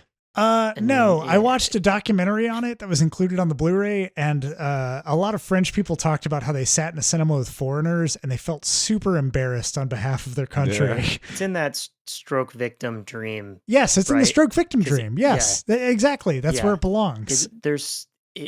It reminded me so much of this time in college. We were flipping through the channels and there was a Spanish telenovela that was on, and they were about to push a barrel off of a parking garage onto a person. And the episode ended, and we got stuck for a week watching that telenovela, trying to see if they would do it. We just wanted to see the person push the barrel over, and it never happened, and we gave up. Devil's Story has so many things that make no sense, and they just come back to them. Yeah. Right? Like, it's just like, here's a fucking horse. And then we go back to the movie, and I have no idea what's up with that. And here's a pirate ship in the fucking mountains or something. The funniest part about Devil's Story to me was that at one point they give a backstory that means nothing to anybody. But the dude who's talking about it for a second dips into like Macho Man Randy Savage territory. And as he's explaining it, he's like, they went crazy on this boat and they went berserk, and like these pirates, these French pirates, they went onto the shore and they were looking for treasure. And like, you're like, what the fuck is he talking about? What kind of accent are you doing? Yeah, there's no accent at all to it. It's like it's so strange to hear the English dub of it. But my buddy and I, we watched this right after we watched Blazin', and my friend did not have a good time with this movie. But when we stuck through it and we got to the end part where it went into full delusion, we both started to lose our minds. So I think it's like repeatable. I've done it like twice now, where when you watch it and you get to a certain point, you think it's going to be over and it's not. And then your brain just does this weird like thing where it just starts to believe that there must be a purpose to all of this, that somehow, some way, this is a thing. And you kind of lose your sanity for a little bit towards the end of it. I won't recommend it to anybody, but it was perspective shifting for me because I've never seen, both in War of the Worlds, somebody be as aggressive and hateful and spiteful towards an audience. And in Devil's Story, somebody be so fucking offensively condescending to think that we would sit there for all of that. And we did. I did. But to see them claw their way towards the end of a movie, both movies reek of desperation. And they are affirmations that there is a world where people just completely struggle to put content out into it, into this realm, and people will absorb it. It's just fucking wild. So that's kind of a disheartening perspective change, and I realize that, but yeah, it was kind of reaffirmed. I will say I concluded my year by watching Perfect Days, and that brought me back up to a good kind of steady. I fucking love being alive and enjoying these small moments. But those two movies this year, they kind of really shook me to my core for a bit there. I'm glad you're okay, John. Thank you. I appreciate it. Neither of them was part of Schlocktober. It's kind of wild. Well, yeah, we're going to wrap this up by talking about some things that we are looking forward to in 2026. Ryan, what's coming out in 2026 you're excited about? The Adventures of Cliff Booth. Are you looking forward to that? Oh, one, hell John? yeah, man. I'm interested. I'm intrigued. Yeah. I want to see if he killed his wife. I think he did.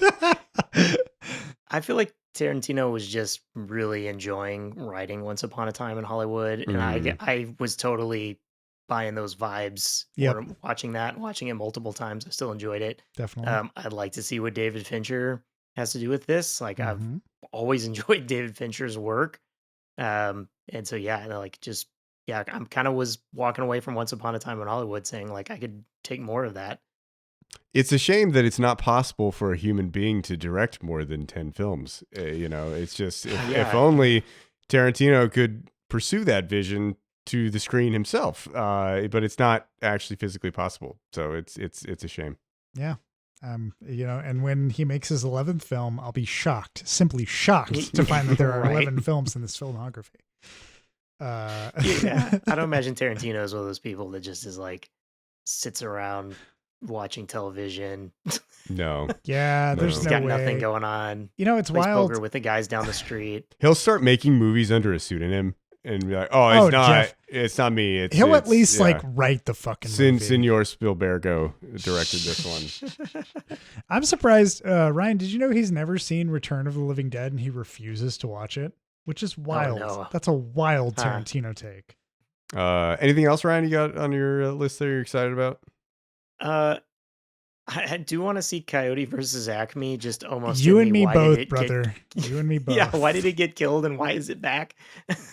Why indeed? Is that what is that? That's it's like a Warner Brothers movie that was going to be made, and it's got Will Forte in it, and it's supposed to be a comedy about the coyote suing Acme, and a courtroom drama parodical of some sort, which got canceled and then was brought back from the dead and acquired. So it's going to be released next year or this year. They fully had made the movie.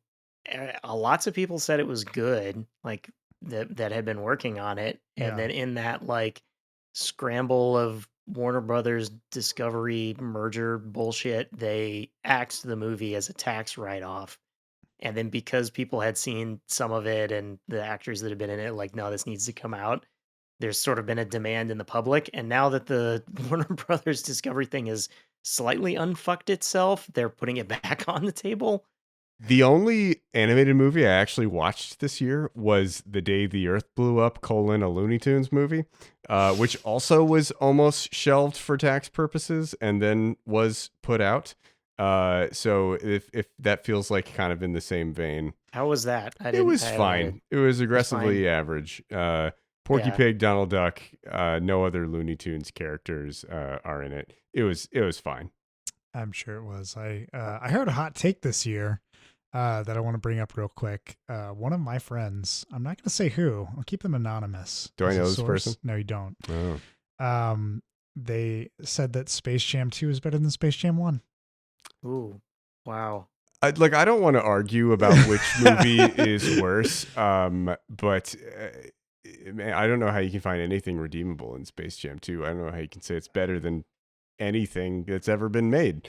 I really don't. I also don't fucking know. So yeah, just one of those I did things. Not a Space Jam defender over here, but yeah. I did the Warner Brothers tour of the studio recently, which was fun. It was pretty cool. And they have a whole section where they just have costumes from movies and stuff. They actually had the guitar from Sinners in there. Oh, and then in the center of one of the rooms, they had the jersey from Space Jam 2 and the little display underneath it.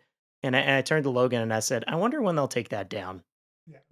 Because I just don't think that that's one that's going to sit in there, for 20 years. No. Until LeBron retires. When LeBron retires, they'll take it down.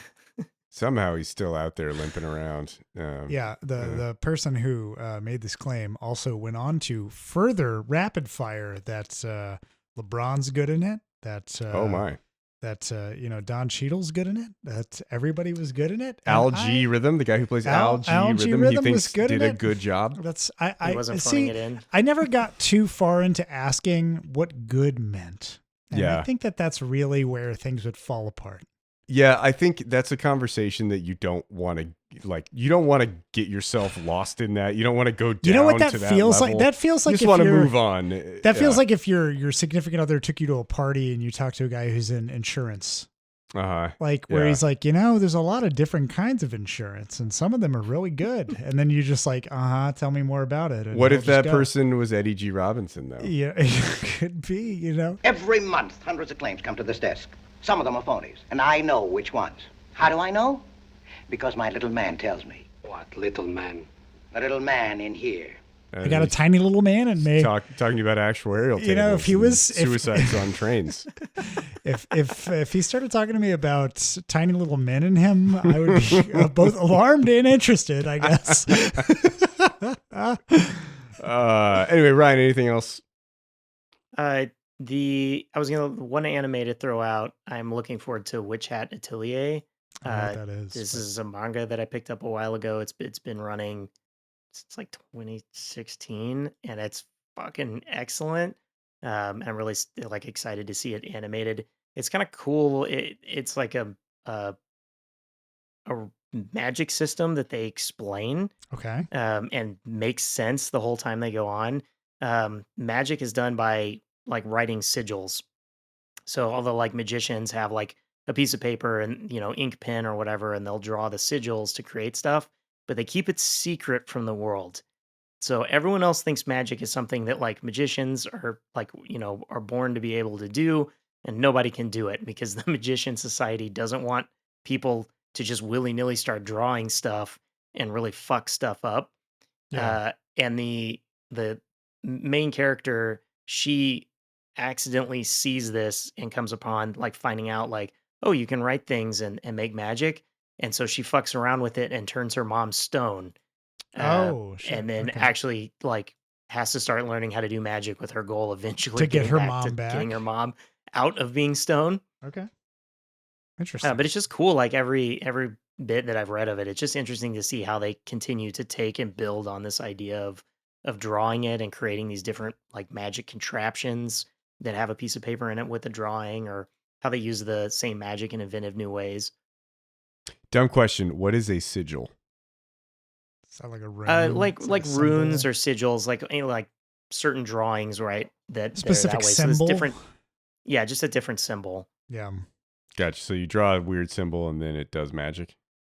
Yeah. Instead of saying a spell, you draw a thing. You draw it, and that way it's secret. Yeah, you draw a thing, and so it's sigils are usually, and the way they are, they're seals. They're round and they have all the different symbols, and there's usually kind of a repetition pattern in it. And in this, that's exactly the way they do it. Is they explain the size of it changes the power of it.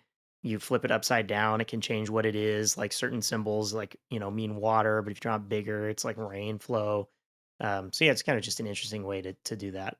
That's cool. I like a good kind of world building experience for it. That's neat. Yeah, it's a great from a world building perspective.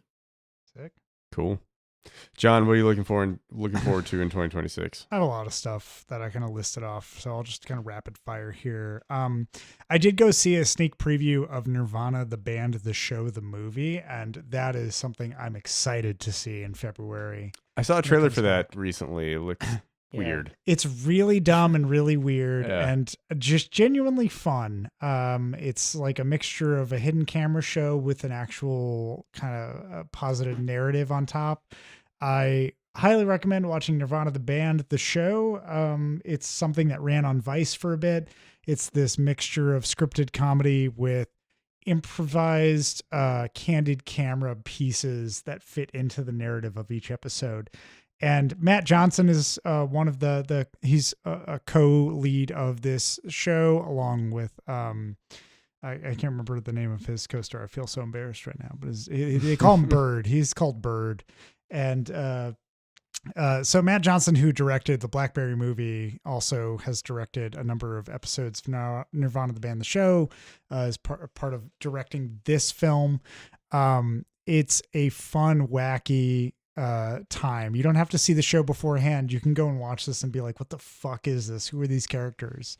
Just know ahead of time there's a lot backing it from the way that they edit it, the way that they like to. Matt Johnson and his crew love to use fair use to the full extent of fair use. So they will put songs, they will put shows, they will reference media that they can. They try to get away with everything they can in fair use, using like it to the fullest extent of legal means.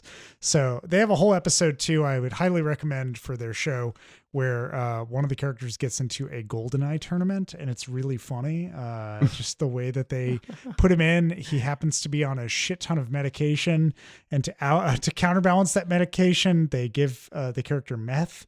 So it's really fucking bizarre, and also really fucking funny in the way that they stage all this.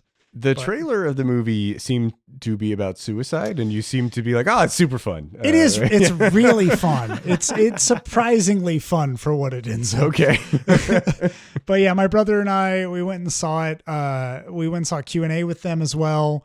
They are like Matt and hold on, I'm gonna fucking look it up. I'm just gonna pause real fucking quick here because I need to look up the name here.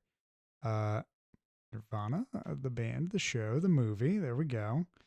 Jay McCarroll. Jay McCarroll's his name. So Matt Johnson and Jay McCarroll came on a Q&A after we saw the movie, and they brought their editor out to the Q&A and had questions directed to their editor, which tells me this is like a quality act. This is a class act of people who were like, this movie wouldn't exist without this editor. We really want you to know who he is. And it was just kind of like a nice, I love the Q&A session after, but the movie was beautiful, like just really funny. It's not going to be one of those where you're like the cinematography or any of that, because they're putting handy cams in. They're using different cameras for different times and stuff. They have sort of a time travel plot within it. I don't want to spoil too much about it. It's really dumb and really funny at the same time. But I had a great time, and I would recommend it to anybody. Nirvana, the band, the show, the movie. I know also, Gino, if you're still listening to this, even though we talked about your Letterboxd take on Left-Handed Girl, they're Canadians, so there's some kind of kindred spirit I'm sure that you share with them. We'll see. But you're also very cold. Yeah. But yeah, that's the one that I would go out of my way to really like promote. It's supposed to come out in February. They were very modest. They were like, we don't anticipate anybody really cares or wants to see this, but I thought it was really funny. I think anybody would enjoy it. If you go and see it, you'll be like, this is fucking crazy that they did this and got away with it. All right. The other movies in 2026, I want to see Werewolf, yes. the Robert Eggers film that's going to come out. Yeah. I want to see Starlight. It's a 2026 film by Michael Brando. He's the grandson of Marlon Brando. Interesting. I did not know that he was out there, but he is. And what is the movie? I didn't bother to look it up. I just saw Starlight and I saw Michael Brando, and I said, is Michael Brando related to Marlon? And I looked it up, and he was. All right. I said, I'm interested. I sent Dixon a few texts because I was going through Letterboxd 2026 upcomings. I found out that there's a lot of posters with AI, and there's other posters that just blatantly rip off certain movies, like The Brutalist for some reason. I don't know why, but they did. So yeah, Starlight is another one that I'm interested in. It seemed kind of bland. It was something about two characters meeting each other at like a pivotal moment in their life. Very basic story, but maybe Michael Brando knows something I don't. I don't know. Has he directed things before? I think he did, like one or two, but I don't know what he's done else. And then Ryan, I'm sure that you and I are both hyped for that Street Fighter movie. I'm surprised you didn't mention it. I'm wondering about it. As I've told many people, it can only be as bad as the 1990s Street Fighter movie and only as good as the Mortal Kombat 1990s movie. So, is Jean-Claude Van Damme returning? Unfortunately, he's not. Oh. We got Jason Momoa in it, which I thought he would be in like Fast X 2. I guess he is. I don't know that that's happening. I saw it on the IMDb and I saw it in Letterboxd as well. They said Fast X 2 happening soon. Who knows? But yeah, he's in Street Fighter. I'm excited because it looks campy and dumb, and I'm happy to go and see that movie. It knows exactly what it is, and I'm fine with it. The other movie, Dixon, I don't know if this is on your radar. I want to see Customer Journey. Not heard of this. It is a Netherlands documentary. The description being, in the Netherlands, the integration process for refugees is called a customer journey. Refugees are seen as customers guided through an endless chain of forms, rules, and institutions, a system defined for efficiency, but experienced as a labyrinth. Customer Journey follows a large Syrian family seeking a home for the family and 2 sisters of Somali descent who are part of the LGBTQ community and dreaming of becoming actresses as they navigate the system. I have no idea about it. I've never heard that. I didn't know that it was going to be a thing, but my search through Letterboxd, I was like, holy fuck, what is this? I'm very curious. So that's the other one. And then the last 2, Return to Silent Hill. I'm a huge Silent Hill fan. The original movie adaptation, I liked it. I want to see what happens. The same director is coming back to do one more. And there's a movie that came out in 2025 at South by Southwest. I have not seen. I don't know if you saw it, Dixon. It's called Fuck Toys. Did not see that one. It is shot in 16 millimeter, and I've seen from a number of friends that got to go see it that they really enjoyed it. They thought that it was beautifully shot and that it was a really fun energy. I am very curious to see it. Supposedly it's touring. I don't know if it'll make its way back this year, but I'd love to see that if I could. So that's my list. Right. What do you got, Dixon? Interesting. I also have a 2025 South by Southwest movie that has yet to premiere. I'm really hoping it comes out in 2026. It's called Shuffle. It is a fascinating documentary about the Florida rehab center ecosystem. And essentially, these rehab centers make a shitload of money off of health insurance companies when they have people in their systems to treat them, and they're there for 3, 6, 10 weeks, however long they need to be there in order to like get sober, and then they're pushed out on the streets again. But these companies are constantly trying to find new customers because they make so much fucking money off of these people. And so essentially they have like consultants out in the streets that will find people, get them high, and bring them back to the rehab center. Wow. It's pretty wild and like super fucked up and dystopian. And the director had to go to rehab, and it was very successful for him. And it was like a very, a big turning point in his life to get him back on track. And he's like, wait a minute, what's going on here? Like he's seeing, these accounts online of people having these horrible experiences and just going back over and over again.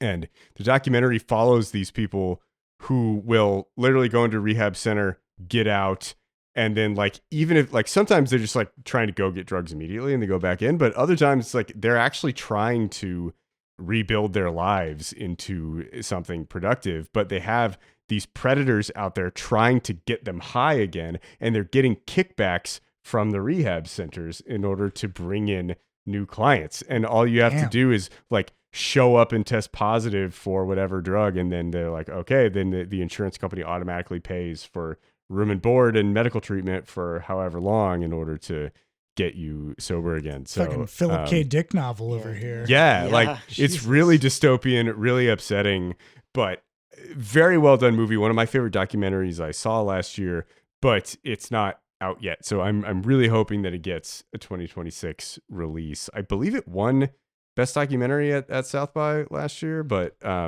still hasn't gotten out there. So fingers crossed that is released this year.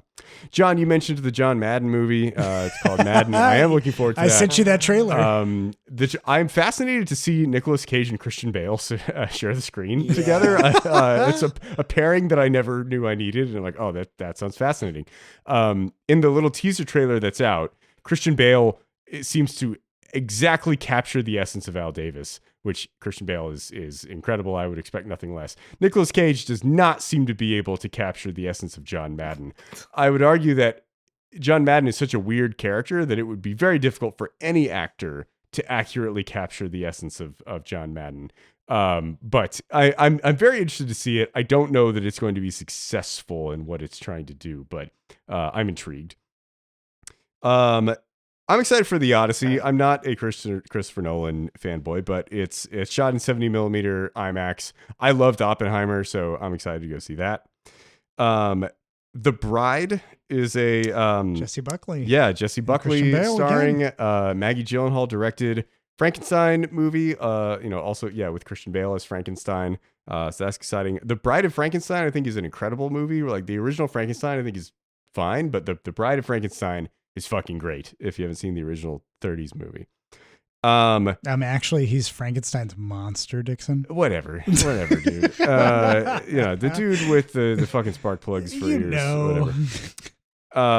Dune Messiah is supposed to come out in 2026. I don't Excited know if to see that actually going to happen. Takedown of Paul. I want to see what Paul does. Yeah, I'm intrigued. I liked the first two Dunes, at least from a filmmaking standpoint. We've both talked fascinated about the plot, but we both talked about how like this kind of makes or breaks the trilogy as whether or not we would want to watch it ever again. It has to stick that landing. It really does. I don't know where it's going. I've never read the books, so I'm not sure what's happening there. Yeah.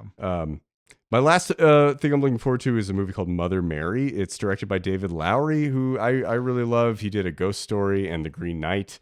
He does a lot of weird kind of A24 type of movies. It's starring Anne Hathaway, and it's supposed to be super weird. Like David Lowery has said, like this is a very, very weird movie, and I don't even know if it's like good or if it makes any sense. But A24 is putting it out, and it's about a pop star or something. I don't really know, but it's by David Lowery, and I love his movies, so I'm excited to see it. So really disappointed that on your list wasn't that movie I sent you, The Hail Mary, the 2026 film about a nun who cons a man into starting a football team. Oh, yes. Well, that sounds interesting too.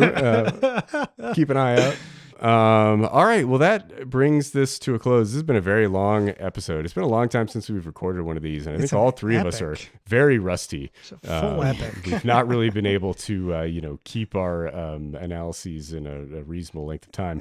But we're here. We're finally done. Thanks for sticking with us and making it to the end. This is a lot of fun, guys. It's been a while since we've recorded, and I'm glad we did this. Yeah, I agree. I know the Odyssey comes out later this year, but this was our Odyssey. Yeah. We still haven't made it home yet. We're navigating the sirens. The rough waters of 2025's lingering echoes.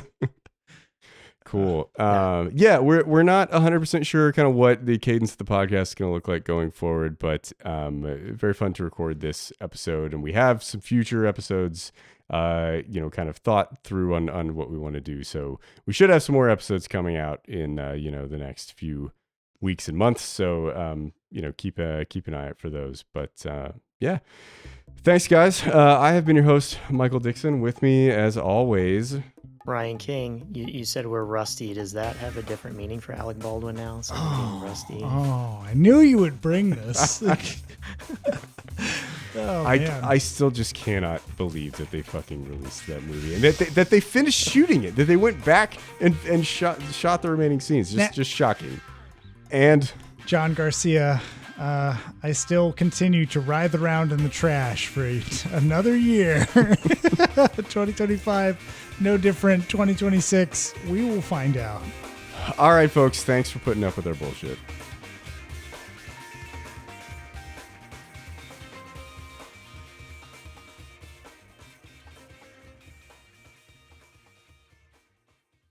Hey there, movie buffs, TV toughs, and all listeners in between. John here from the Afterthoughts podcast. I just wanted to drop in at the end of this episode and say thanks for listening. If you've got afterthoughts of your own to share, hit us up. You can find us on Twitter, Facebook, and Instagram at The Afterpod, or jump into a conversation on our Discord server. You can find info for this and more at theafterpod.transistor.fm. Thanks again for listening, and we'll catch you on the next episode.